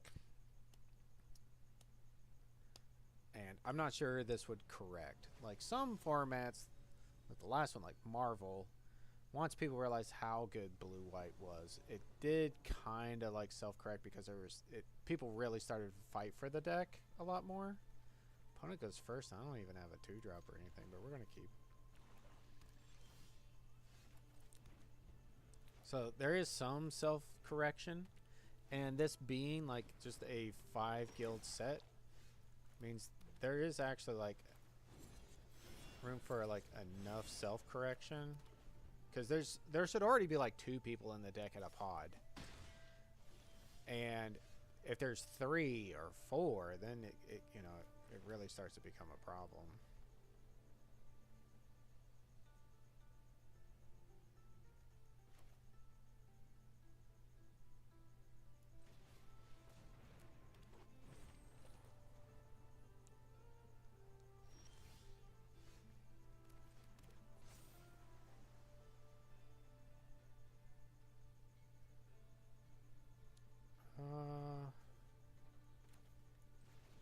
I don't think there is like just a 2-mana removal spell, so giving this hexproof seems really freaking good.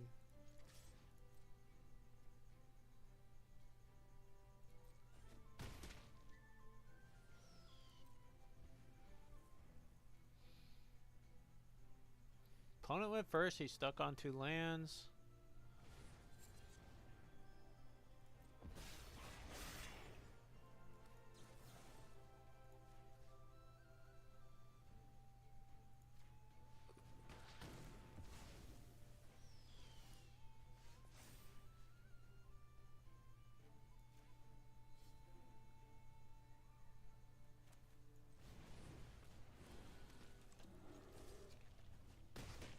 Just play our 5/5 trample. Close this out.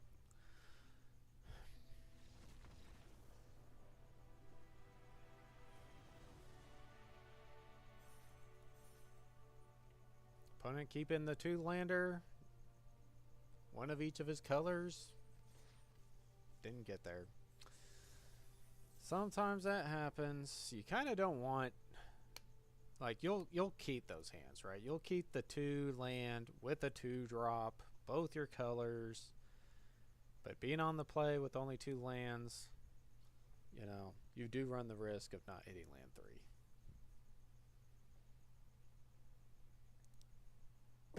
Just part of the game. And honestly, like, you know, it was always like a thing, like 20 years ago or whatever, that Magic was looked at and people are like, man, this whole mana screwing and flooding and stuff, like, it just ruins games. It makes it to where, like, so many, like, a percentage of your games just are non-games, right? So then, like, every game was like trying to figure out, like, better resources and stuff. Like, let's get away from, like, cards in your hands just producing resources to play the other cards. And they've done it differently in a lot of different games, and just said basically that some games just have no resources. You just play whatever the heck you want. Just play every card.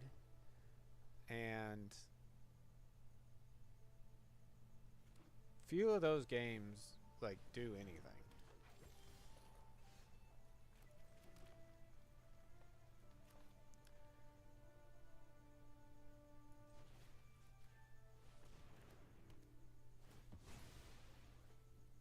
And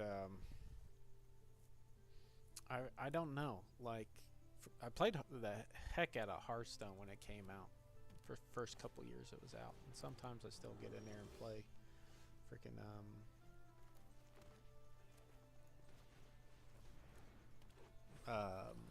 Battlegrounds and stuff.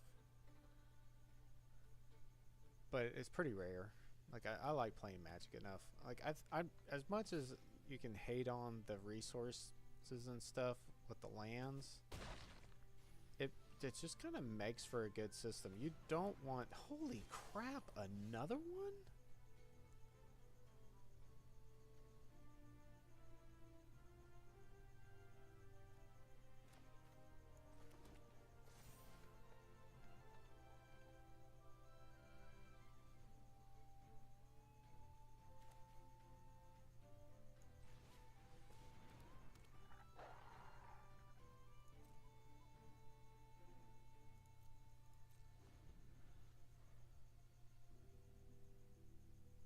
I guess I could have attacked with this.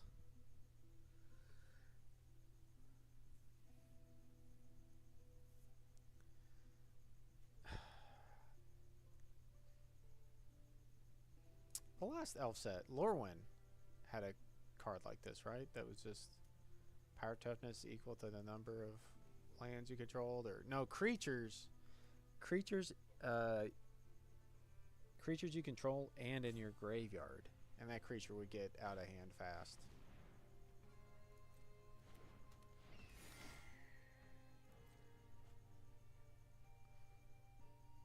But there's no way I was going to attack in the open mana and then just, like, delete me.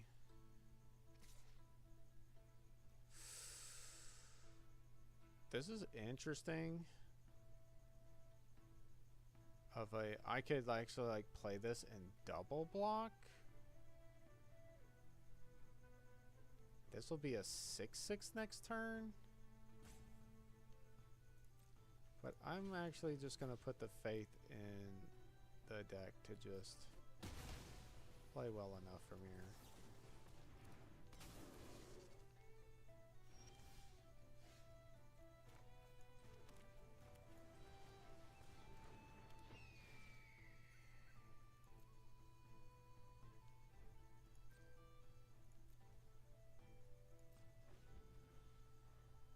Because I have a 4/3 bear.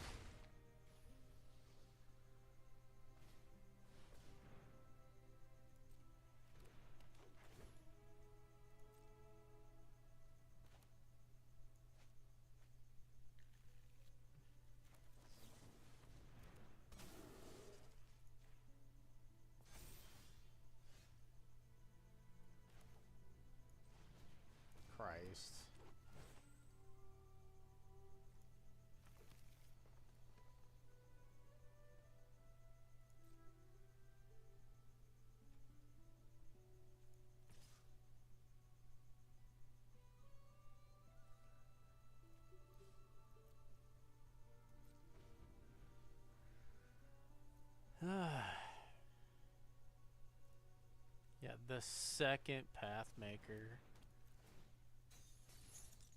This is so disgusting. That's...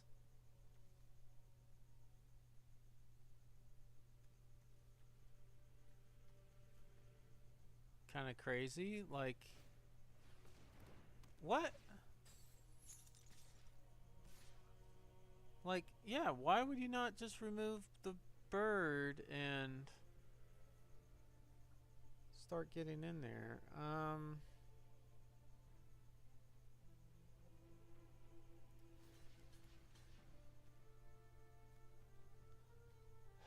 Fine. This is one of those games, either I draw out of it from here or I don't. Like, I've drawn nothing.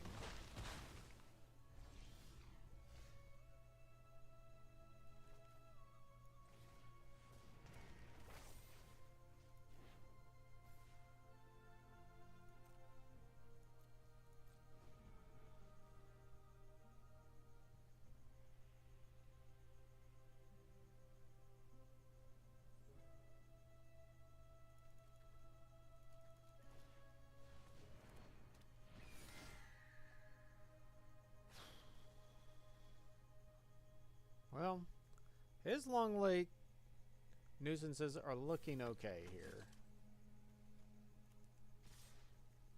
Maybe I need to be putting these cards in the deck.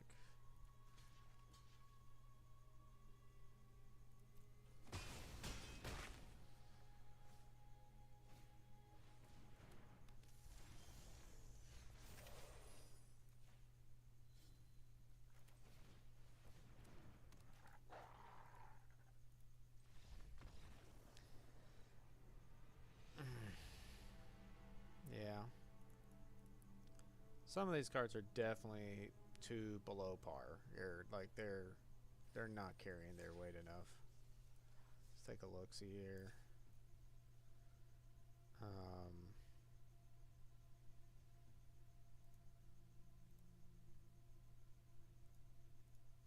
think we put 2 of those in.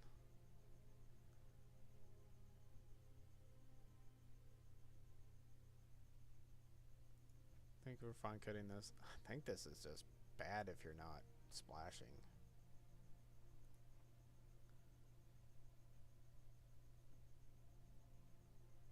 The card just looked awful.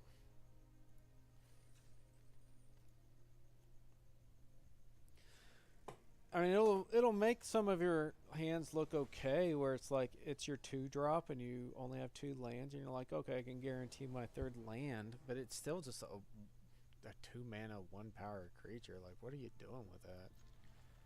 Besides losing the game.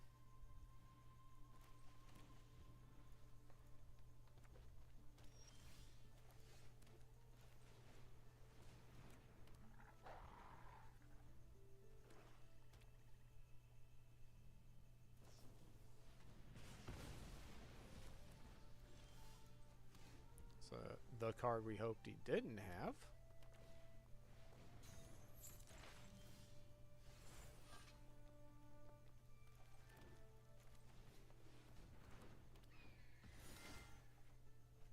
Gross.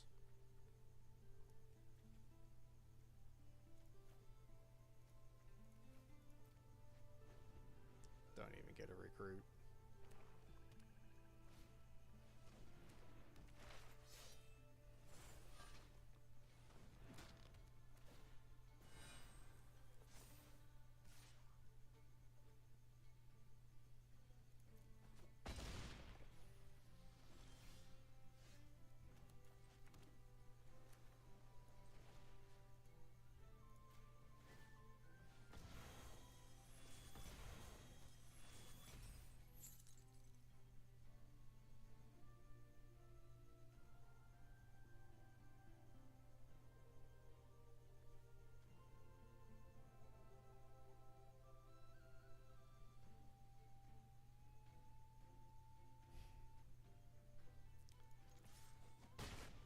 I don't know, like Christ,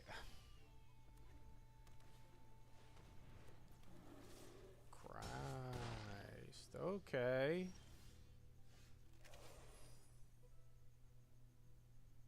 Definitely shouldn't have attacked.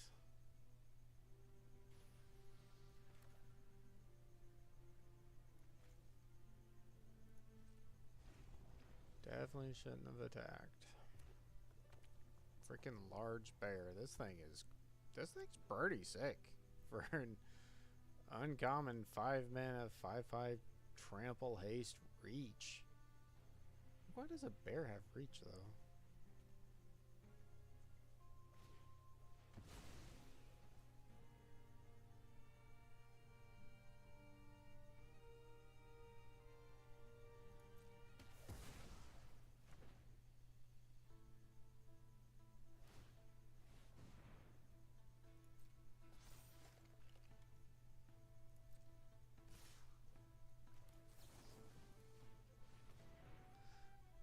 This did not go well at all. Got completely rolled.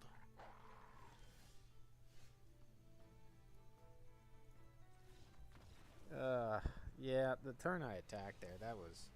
I just didn't see, like, a way that I could win without, like, getting in some damage and stuff. The guy was just all gas. But let's not punt this draft, huh? Let's get another win or two.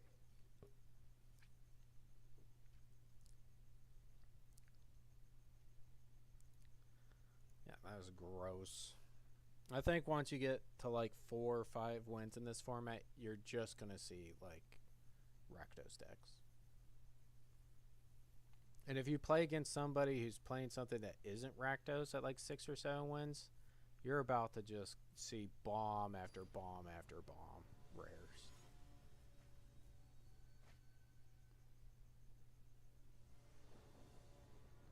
Like if you're not in the Rakdos colors, you gotta have like crazy gas.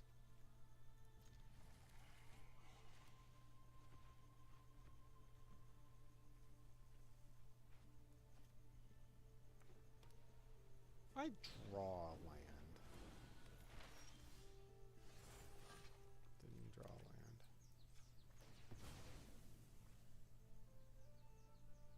Do I have any like double cost cards? I think the only double cost card is double green. And the bear and the wander. Oh, there's 2 bear and wanders. Okay.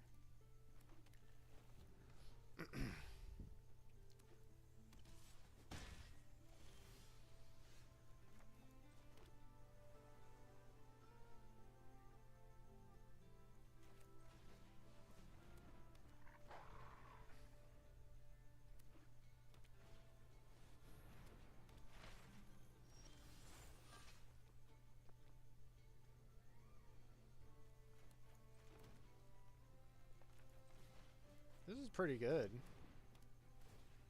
Guarantees that I get a treasure. Or a 1/1 counter.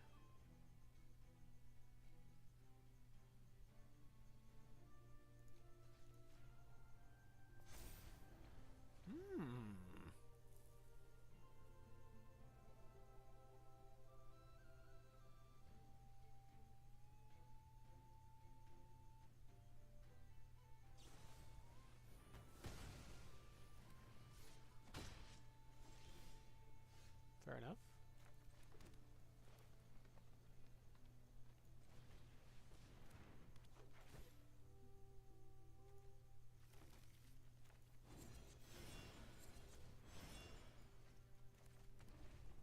Of course, if I don't top deck a land, that play doesn't make much of any difference there.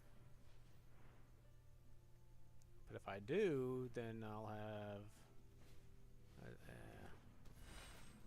5, 6, 7. Like I can play both of these cards now. Okay.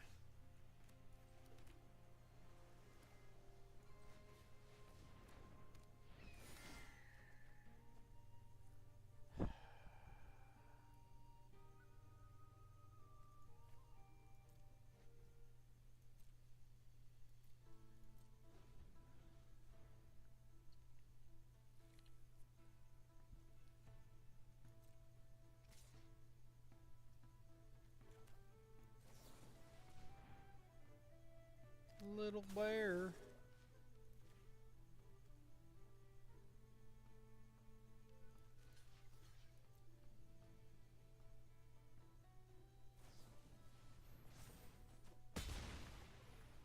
+2, +2. And attach an equipment to it. It's not a good card.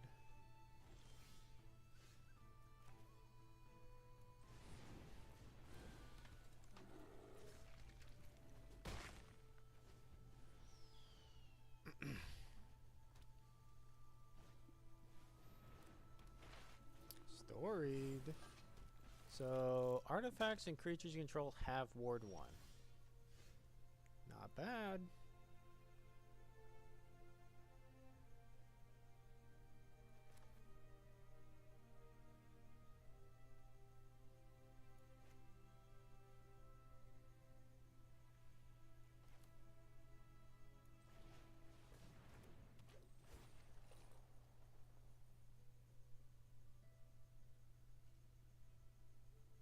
I could actually just return the Wood Elves, I guess.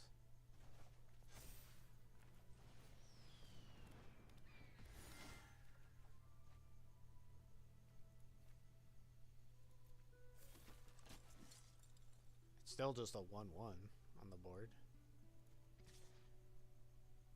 This guy does have double strike, which is, you know, gets into some really scary territory.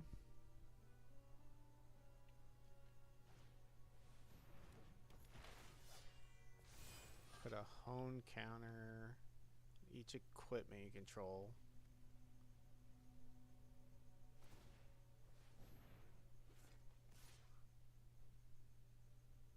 Take 6.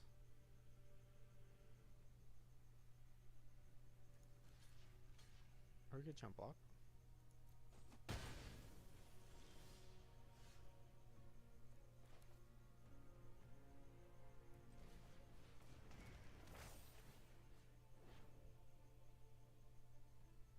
Give my Trampler hexproof.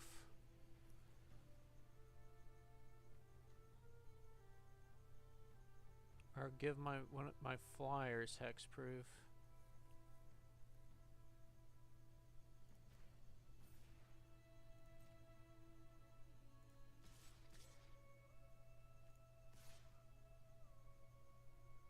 Let's see, if we go here, he double blocks here and here.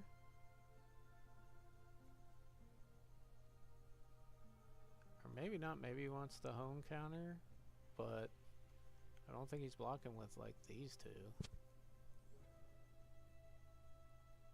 This guy does have first strike, which doesn't matter too much.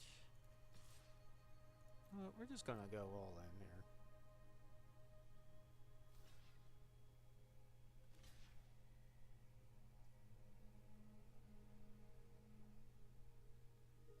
Nice.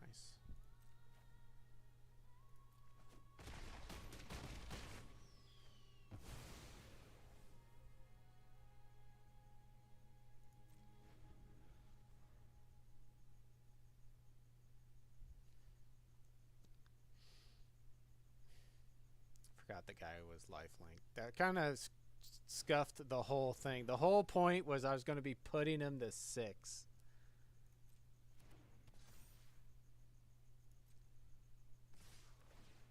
He attacks.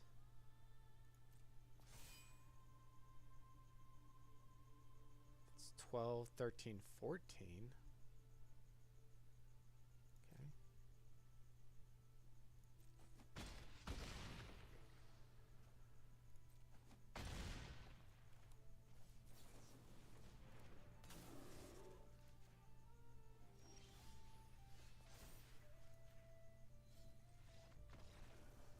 All right. Yeah, the whole point was that like I'd have 2 lethal attackers and stuff because he's going to be at 6, but with him going to 7 anyway, I didn't need to swing all my creatures like that. I was trying to put enough pressure on there to close that game out. It did work. Like I did not expect him to just like attack like that. Like, I have the enchantment that's going to make his double striker deal no damage for the next couple turns.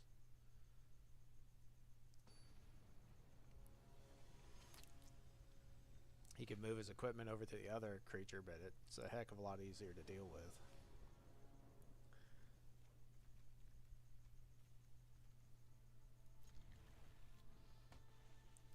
the freaking... Oh my gosh. It's a beach ball. It's fantastic.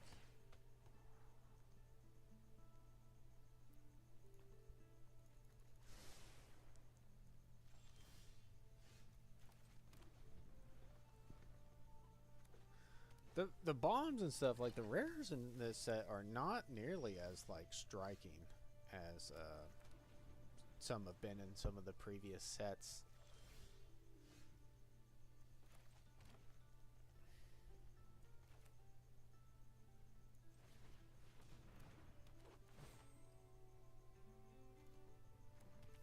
Like it doesn't just seem like there's like a ton of just rares that it's like, hey, if I play this card, you don't remove it immediately, you just lose the game on the spot, right? Doesn't seem like there's just a crap load of those here.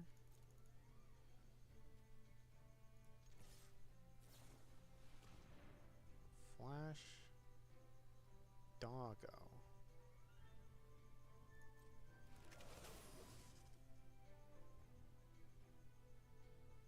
Is there any reason for me to want to save my wood elf or anything? Probably not.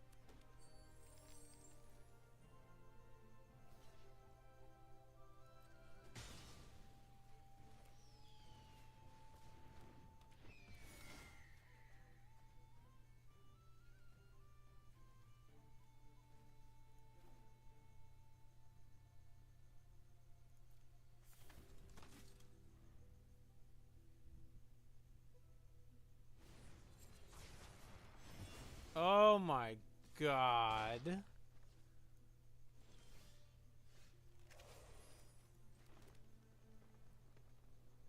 Fair enough.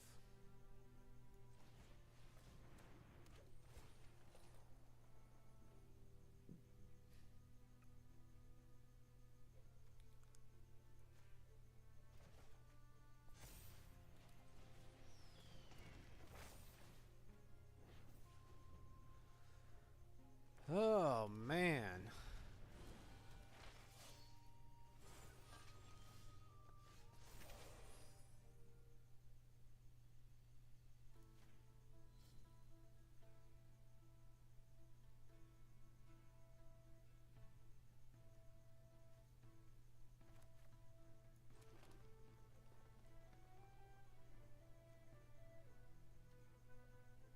Add double red.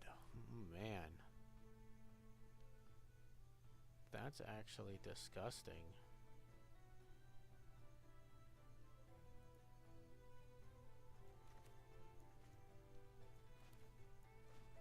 Oh wait, I didn't play that. Oh my god, I played the wrong land. I needed to play that this turn. Uh-oh.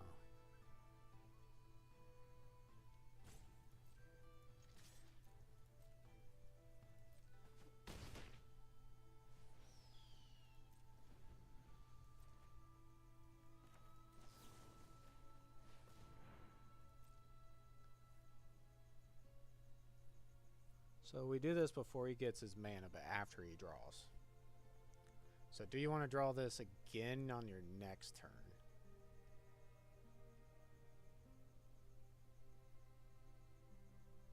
Yeah, I could have played bear this next turn. That really screwed me up.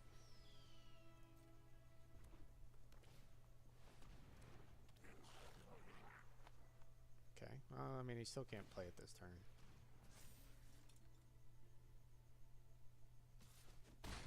He attacks.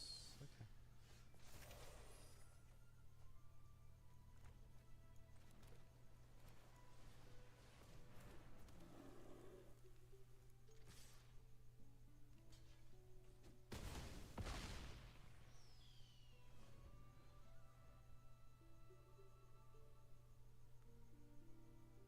Pretty good. Sack. Oh no!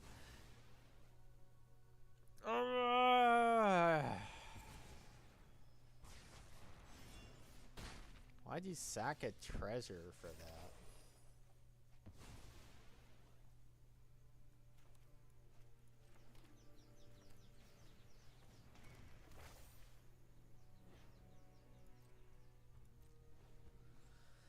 Oh no.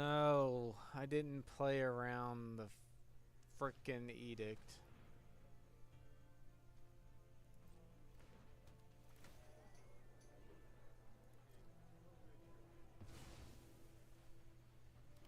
This card's very, very good too. Like, this is probably gonna see play in standard if like black decks are a thing again.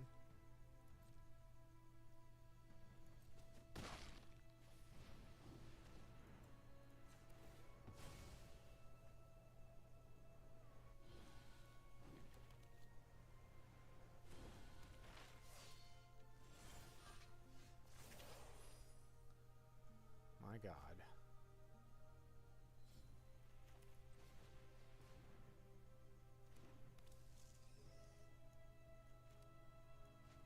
It's almost like I should just hold the lands at this point.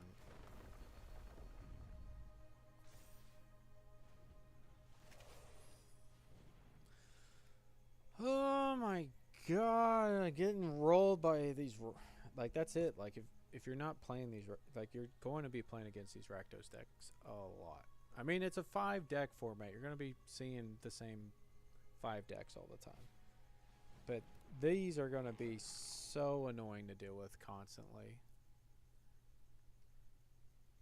Because they're so much stronger than anything you could be doing. It's bad enough just the commons and uncommons being so much better.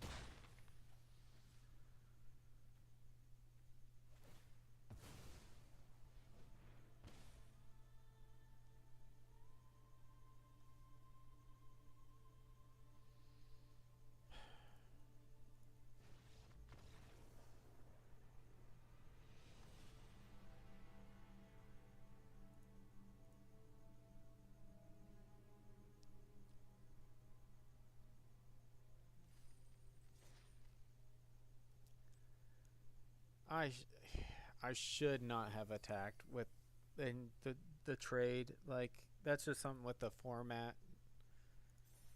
You gotta not make that trade there.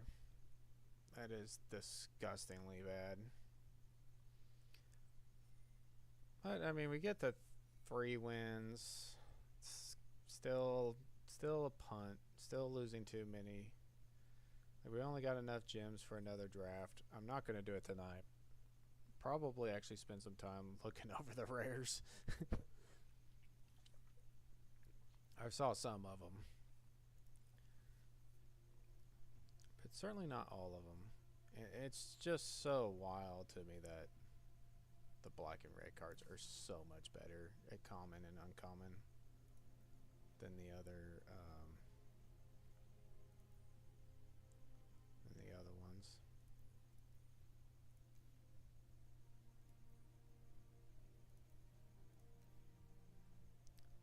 So Bilbo's Gambit, I think is fine.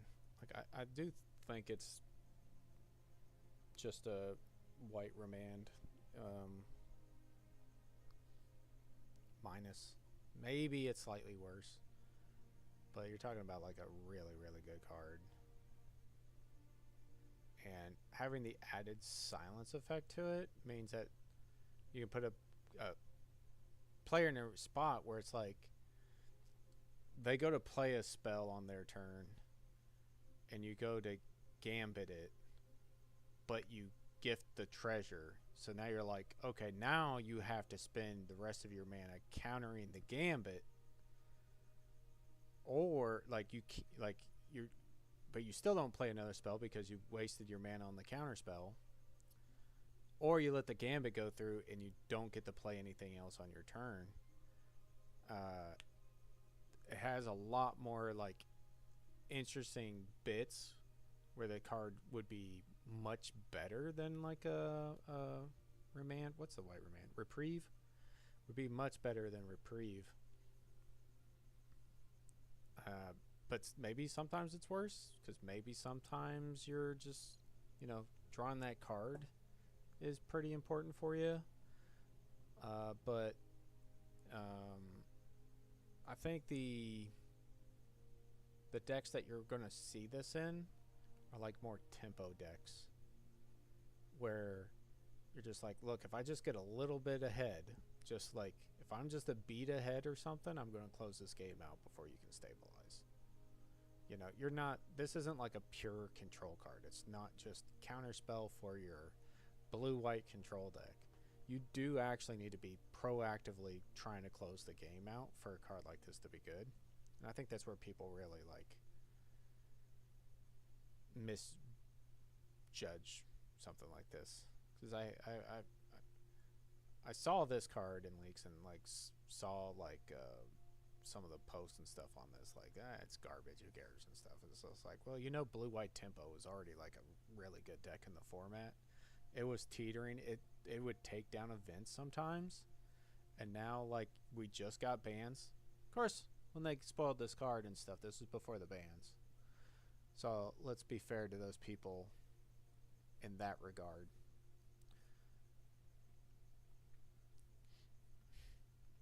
However, now that there have been bans, stuff like the blue-white tempo deck might be like even better, because that was a deck that was solid into control. It was really bad into aggro. Like, it was really bad into the great is it aggro starts where they went Storm Chaser Talon on one, boomerang it, you know, and just go off and make a bunch of otters before you could do anything. And that's not going to happen. Now, like, unless there's some other, like, aggro decks that kind of pop up. Draws their second. You create a treasure token. 2 target players each draw a card. So, this is, yeah, this is a commander card. For some reason, printed at Mythic. Sure.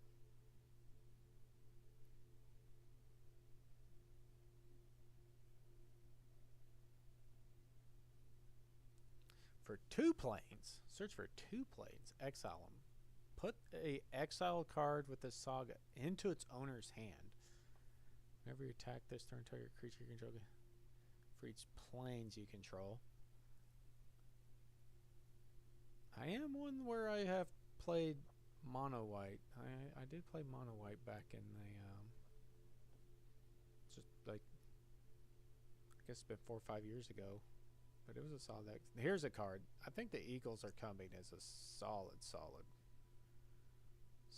rare. I think it's real. Oh man, my thing like closed out.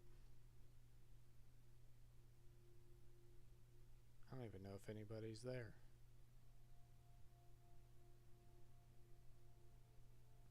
So if somebody is there, I apologize. Doesn't look like there is, though. But this video will be up in lives. So, that's why I'm still just yammering. We'll see. Cast their first non-creatures. You recruit.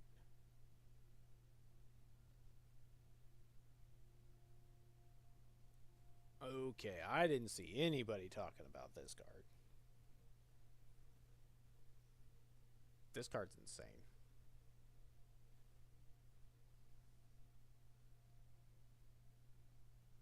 Like, this, like, why are you banning, like, is it decks? Then, like, when this is a card. This is just unbelievably good into them. Like, is this, like, Thalia good into them? Probably not, but, I mean, if they just have to cantrip a couple times trying to find a turn spell, I mean, it is only the first one.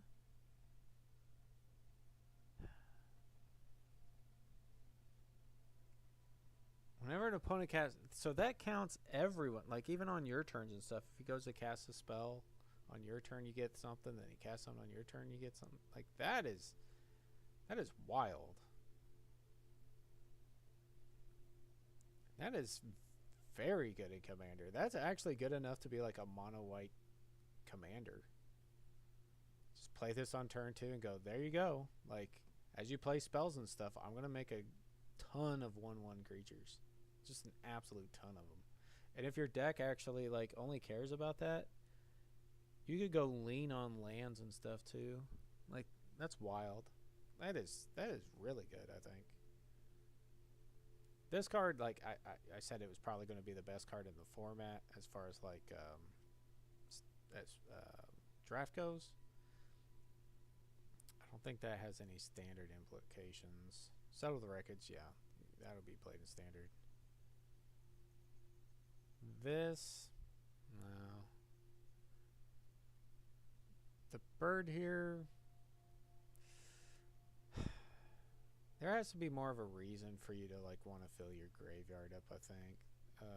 Bilbo, this is a real card. I think this is one. Because there's so many ways to cast things from other than your hand now. Because you have Warp, Adventure, you have Impulse Drawings and stuff where you just exile and can play it. There's a lot of stuff. Like, this is a good enough card. Like, Izzet's gonna love this card. It kind of makes me want to build some Izzet decks. Because this card's just pretty cool. Glamoring Foehammer again. You have to really care about it. 4 mana sorcery speed, maybe. But in the right decks, this is 4 mana. Draw 3. Maybe draw 3, 3-point something cards. Where sometimes you're drawing 3 on average, but sometimes you're hitting 4. Like, it'd have to be pretty much all instants and sorceries. And the equip creature thing, maybe if you're playing instants and sorceries that create creatures to make sure that this hits a lot. I mean, you playing like 4 copies of them, like you're already there. There's 4 cards that don't hit it. Then all your lands don't hit. And then any of creatures that you play to equip this to don't hit it. So this is like really confining construction to get enough instants and sorceries in your deck to care about this. But if you do, I think that's fine. Wizard Staff is for real. That's for real. Whenever you activate an ability of a creature, draw a card. This ability triggers only once each turn. Exile up to 2 other target non-land permanent, return those.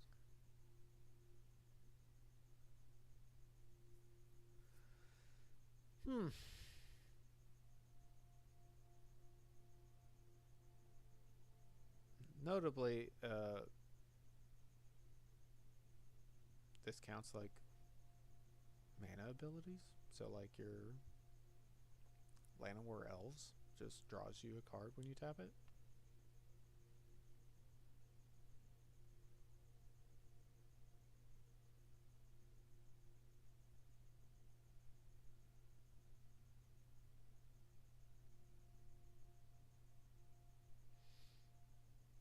It's good. It's good. I kind of wish it was 5 cards. Then it would just be like Factor Fiction. So it's just like a worse Factor Fiction. But it's okay. I like it. Now, there's just so many good blue draw spells, though. Consult the star charts. And stock up. And whatever. Like the 2 mana one is now. Like, I don't even think... I think you just print Factor Fiction now back in the standard. I don't even know if it gets played. Because there's so many good blue draw spells. You have this. Like, what is this?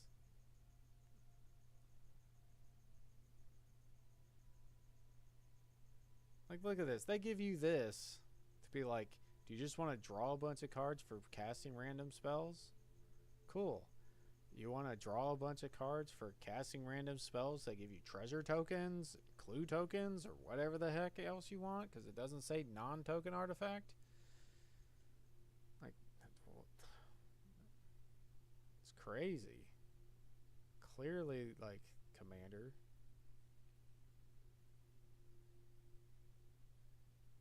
Lord of the Eagles. Yeah. I think Golem's cool. I think this is fine. Not powerful enough to like push like black decks. The black's pretty weak in standard right now, I think. Control all creature cards in your opponent's graveyard that would put there from the battlefield this turn. They're food artifacts? They lose all other types and subtypes.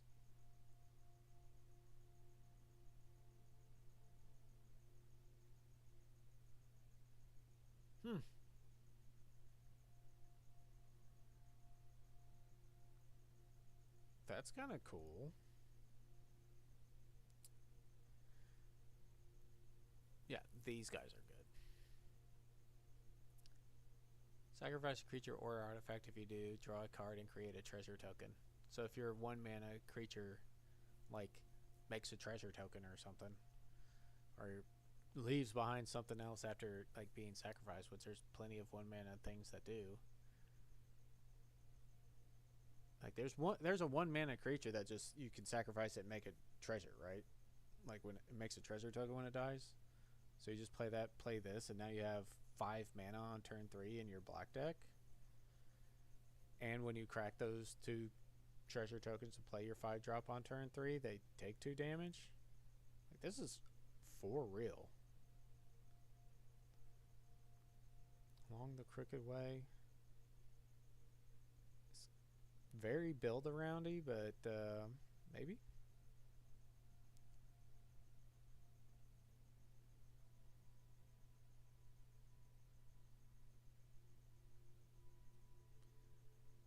Azog Moria's Ruin.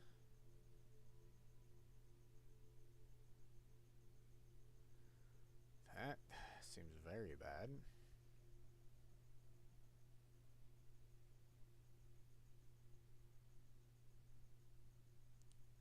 Hexproof and can't be blocked.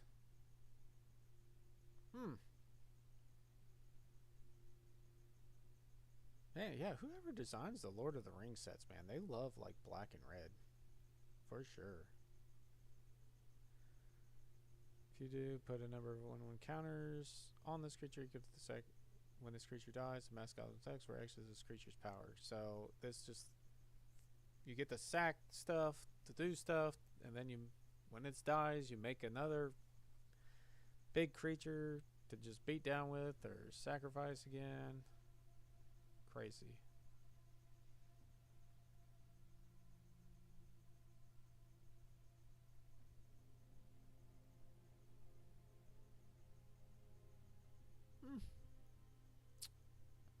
If this is just when it dies, draw 2, that is pretty daggone good. Oh yeah, this card's really good too. Exile the top X cards of target. You may play those cards this turn. If you cast a spell this way, pay life equal to its mana value rather than pay its mana cost. Don't we already have this card? Like, isn't there already a card that is pretty much exactly the same as these? Except it exiles them face down, so like your opponent doesn't know what you exile? No. You can play him like, but you can play him later or something. You don't play life. This is probably even better then.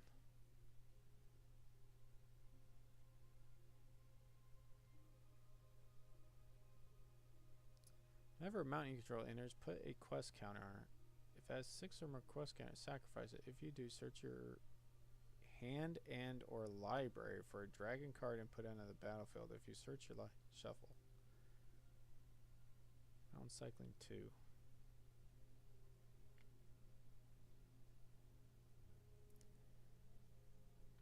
That is not what you should be doing. Enters, created colors.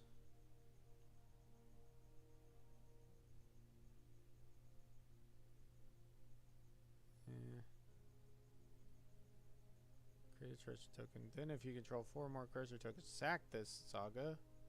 If you do, create a 6/6. Yeah, see, well, huh. 3 mana, get a treasure token. Probably one of the worst rates of cards I've ever seen. Like, it's such a low impact the turn you play it. Like, you kind of just concede the game. To each non-dragon creature, add 4 mana any combination of colors. Spend this mana only to cast dragon spells. But man, that is 4 mana.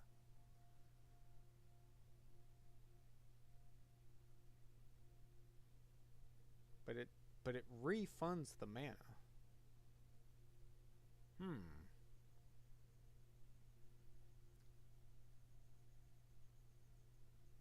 Smack. I don't think he's actually like better than the other 4 mana dragons in the format right now. Like, I'd much rather like blow up an opponent's land or something.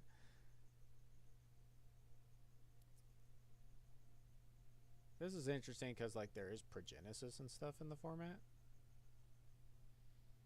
Like turn 4 you play this, sack it, put a Progenesis in play. Be pretty wild.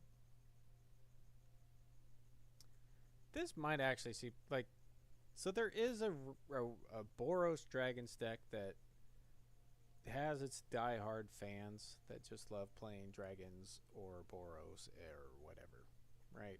For some reason they play the deck. It's not very good, but there are people who consistently play the deck because it can do kind of broken things, and it was good against certain decks, mostly because it runs the 3 mana 3/3 white dragon that like disables all abilities on artifacts, creatures, and planeswalkers. So it would like disable the mana abilities of the green decks, particularly like if they earthbend their lands, then those lands can't tap for mana anymore, and it just hoses Badgermole Cub decks.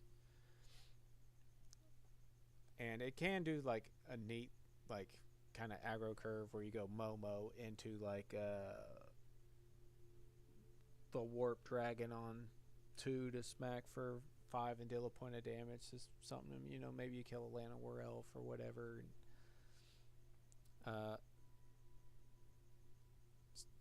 So what's kind of good about that deck is you're playing like cards ahead of rate and stuff. And since this hits non-dragon creatures, yeah, you blow up your Momo though, and your Sarkhan, I guess. But it is like a board wipe that then gets refunded if you are specifically in a dragon deck. But this would still just be a sideboard card. I don't know. Thorin, Mountain King. Enters. Attach any number of target equipment you control to the target creature you control. When one or more equipments become attached to that creature this way, that creature deals damage equal to its powered up to 1 target creature. Okay, that's funny. Enter, you may discard your hand, draw X cards where X is the number of cards. If you have an enduring story, Warren deals X damage to each opponent. Nice. Desert Wereworm. Reach mountain you control. Attack with creatures with total power 12 or greater for the first time each turn. Untap all creatures. There's an additional combat phase. Nice. Stone Giant of High Pass. Enters or attacks. Create a 3/1 coast wall artifact creature token with defender named Stone Boulder. Sacrifice an artifact. This creature does 4 damage to any target.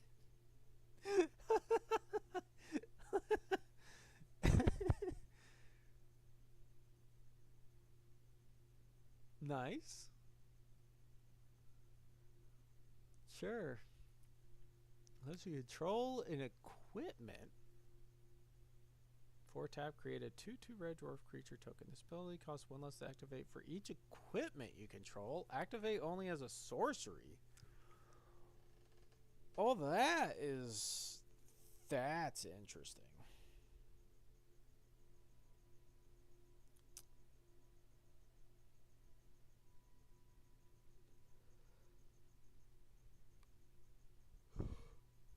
That is interesting. Like 2 mana make a 2/2 every turn.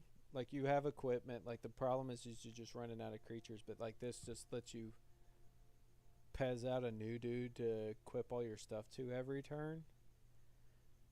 The problem is that control decks, like they didn't actually get hit or anything. Like the stuff that they hit in the bans, they didn't ban Jeskai Revelation. Like you're still just gonna like you can't push a game too late, right? Because Revelation closes games out actually pretty damn fast for a control deck. I think that's one thing too. They talk about the speed of the format, but heck, even control decks, like you can sit there and say like, man, I hate that these aggro decks are winning the game on turn 3 or 4. And can consistently do it by turn 5. Like you're under a lot of pressure, and it's like, well, the control player's just winning the game on turn 7, right? He's ramping and playing Jeskai Rev turn 5, and then he plays turn 6 Jeskai Revelation and turn 7 Jeskai Revelation. Like the game's over.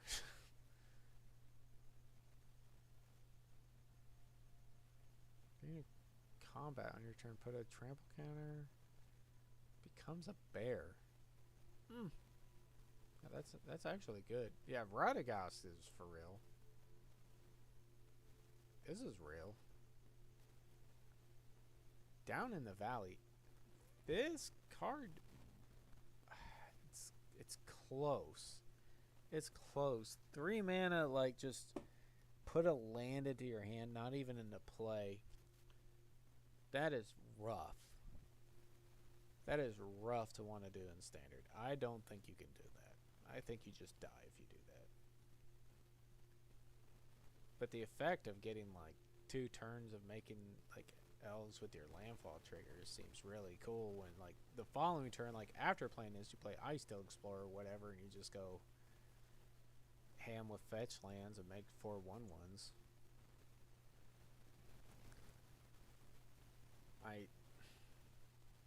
I just don't see you being able, like 3 mana for the effect is pretty nuts. I don't think you can do that. Look at the top 20 cards. Put any number of land cards tapped. You gain 8 life. Man, cast a put X1 counters on target creature you control, where X is that spell's mana value. Whenever land you control enters, create a 2/2 bear. That card is gonna stomp in. That card's gonna mess people up in drafts for sure. Put all elf cards from among them into hand.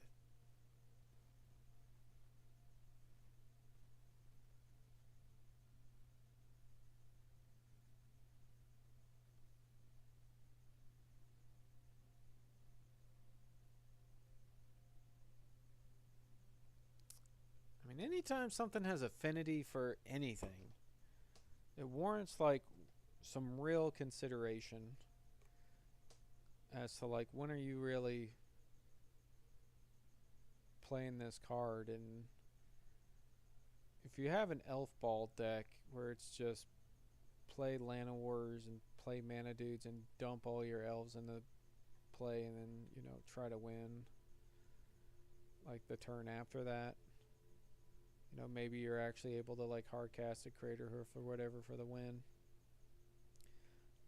The thing about those decks is that they don't reload, and this is a card that like you can easily just slam in there. The idea that you're gonna play this for potentially 1 green, I don't know how often you play it for 1 green. Maybe this is a turn 3 play. You spend 3 mana on it. mill for pretty much every card in your deck needs to be an elf. But in like traditionally, like in old school like elf ball decks, they were all elves. I just is it a thing? Like, can you just play a deck of 40 elves and 20 lands? If so, it's because this card exists.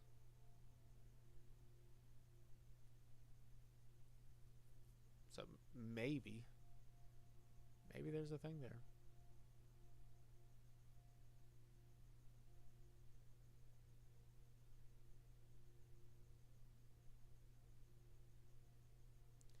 As long as you control another goblin. Sack a goblin, add black red.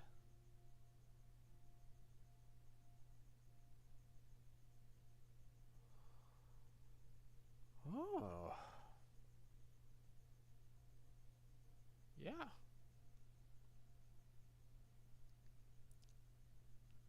And we did just have Lorwyn, right? We had Lorwyn that had elves and goblins in it. And then we get another like elf goblin set. So hopefully there's something here. Put one or more counters on a goblin, orc, or army you control. Goblin deals 2 damage to target opponent. Whenever another goblin, orc, or army you control dies, exile top card. You may play until the end of your next turn. Yeah, this is a real card.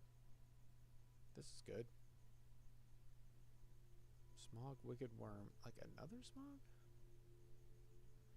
Enters. Create X tapped treasure tokens, where X is the number of artifacts your opponents control. Whenever you cast a spell, none of us, you draw a card and lose a life.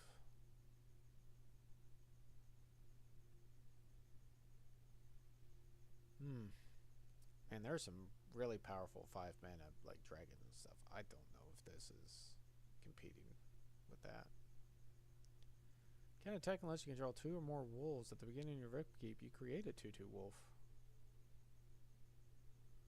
Well, I mean, that's not bad. You got 1 and 2 mana wolves, and then you play this, and even if they killed one of your early wolves, or you missed a 1-drop or something, this just creates the other wolf you needed to attack with it. But this 3 toughness is kind of rough.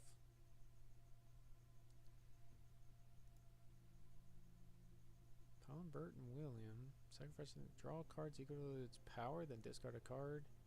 Die. If they were a creature, return them to the battlefield. They're an artifact.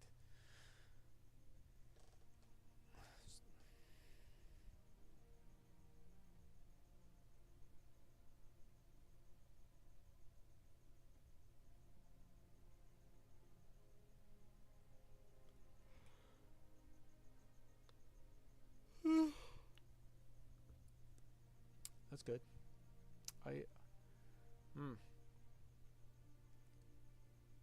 Don't think it's good enough to see standard play. This probably is. If there is something to be said about some equipment deck, this is definitely part of it. This creature has lifelink as long as you control another dwarf. So just look at dwarf 4, put it into your hand. Sucks like the best equipment creature you have is like Cloud. Just tutor a equipment. And he's a human soldier. Doesn't fit into this, you know, dwarf package. Like maybe you can't even like play it. I'm interested in trying this card out. And maybe elves can actually like really be a thing. You have Orcrist, Goblin Cleaver. Choose a creature type. Create a treasure token for each creature you control of that type. Elven Passage. Yeah, Elven Passage here. This is the thing. Like, the fact that elves are blue-green landfall with their own fetch land. I'm going to be trying it out. I want to be brewing this. I do have a ton of rares and mythics.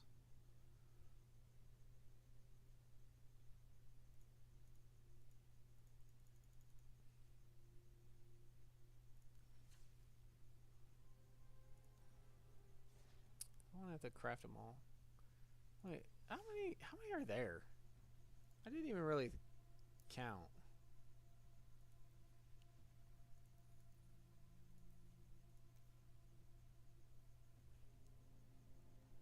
Oh wait.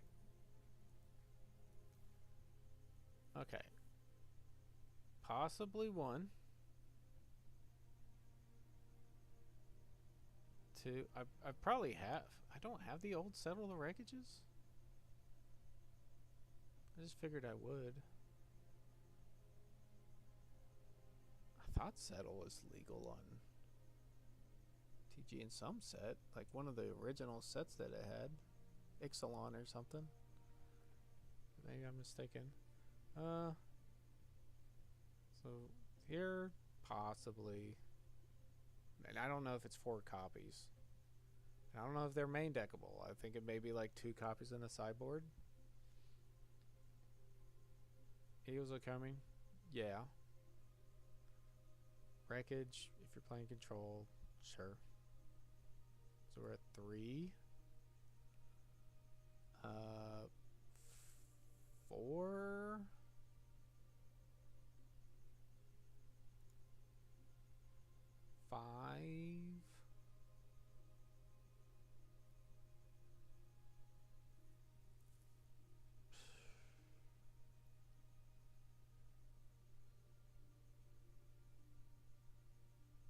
I don't know. I don't believe in this card.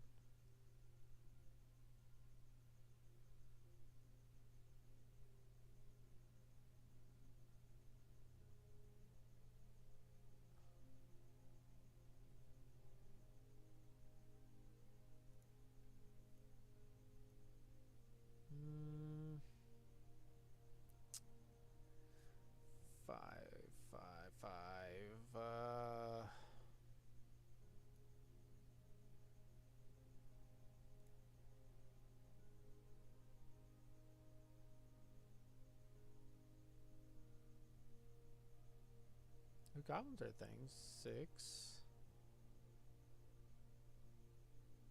7, 8. So there's like 8 rares and mythics that I'm wanting to collect.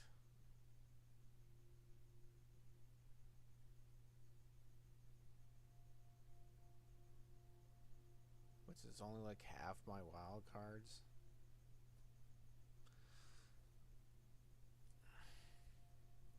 So yeah, I don't really care necessarily about drafting a lot of this set. Like I just think it's gonna be bad. And I tried Turtles and it was just so disappointing. I just don't want to waste my time with these smaller sets anymore drafting them. It's almost like I'd rather just like spend the gold to buy packs instead of like drafting this crappy format. I just have a feeling it's gonna be dog because of how imbalanced. One, it's only 5 sets, like only 5 color pairs being supported.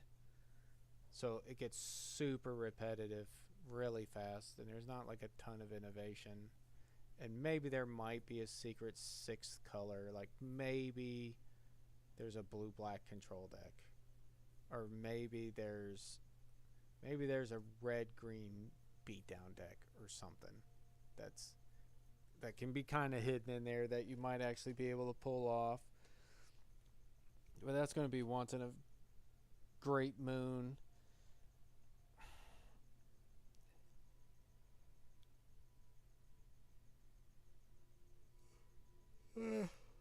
Yeah, I'm not a believer of the set.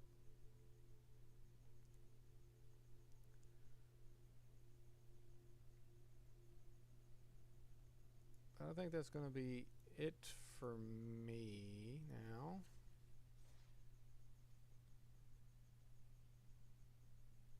Wow, usually it's like Usually it's like a week or so after the release, not just like a couple days after the release you get these.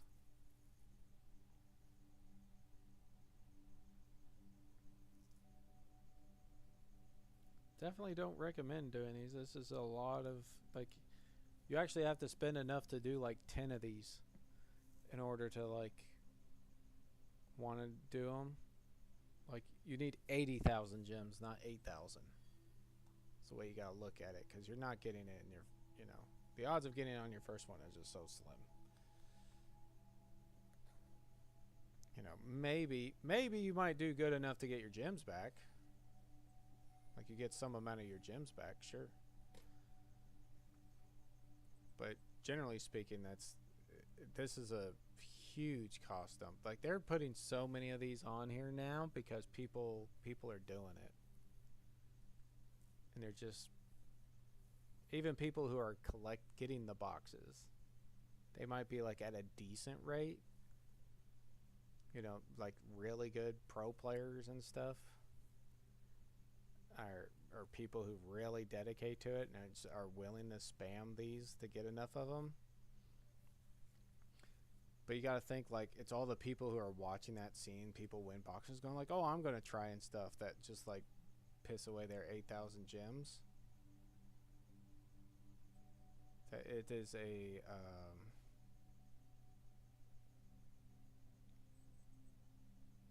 it's just a money pit. Like they're definitely raking in a lot more money than they are sending out product. Otherwise, they wouldn't be doing it as often. And now it's like every weekend there's one of these things. Eventually, like if you do it every weekend, it will just like get old, and you'll start burning people out on it. You won't be doing it anymore.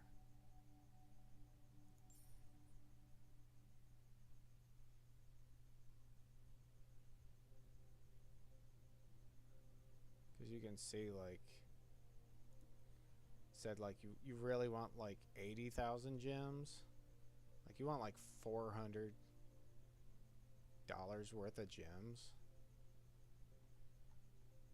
to even like realistically think about farming those to get the boxes to like get them, and then you got to sell the boxes and get your money back out of it. Well, what if the box is like tank in value? Like what if this is like a Spider-Man or TMT or something, and the box is just crater because there's not enough like actual good cards in the set that people actually care about getting because they're putting them in their commander decks and stuff. I just don't think that's a thing.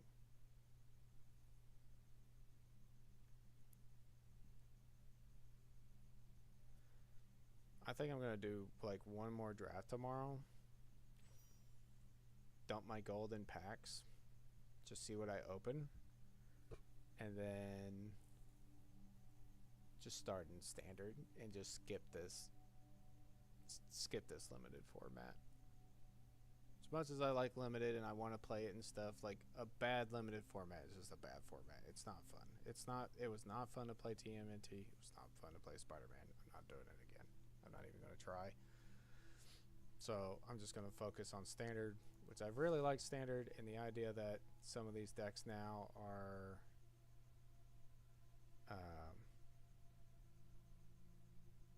kicked out. This makes me think that I want to really go in and try them out. The other thought too is like playing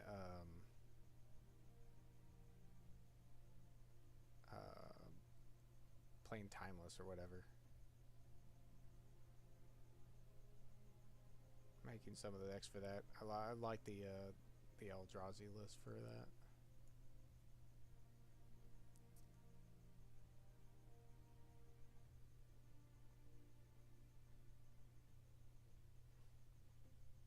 Definitely be interested to see.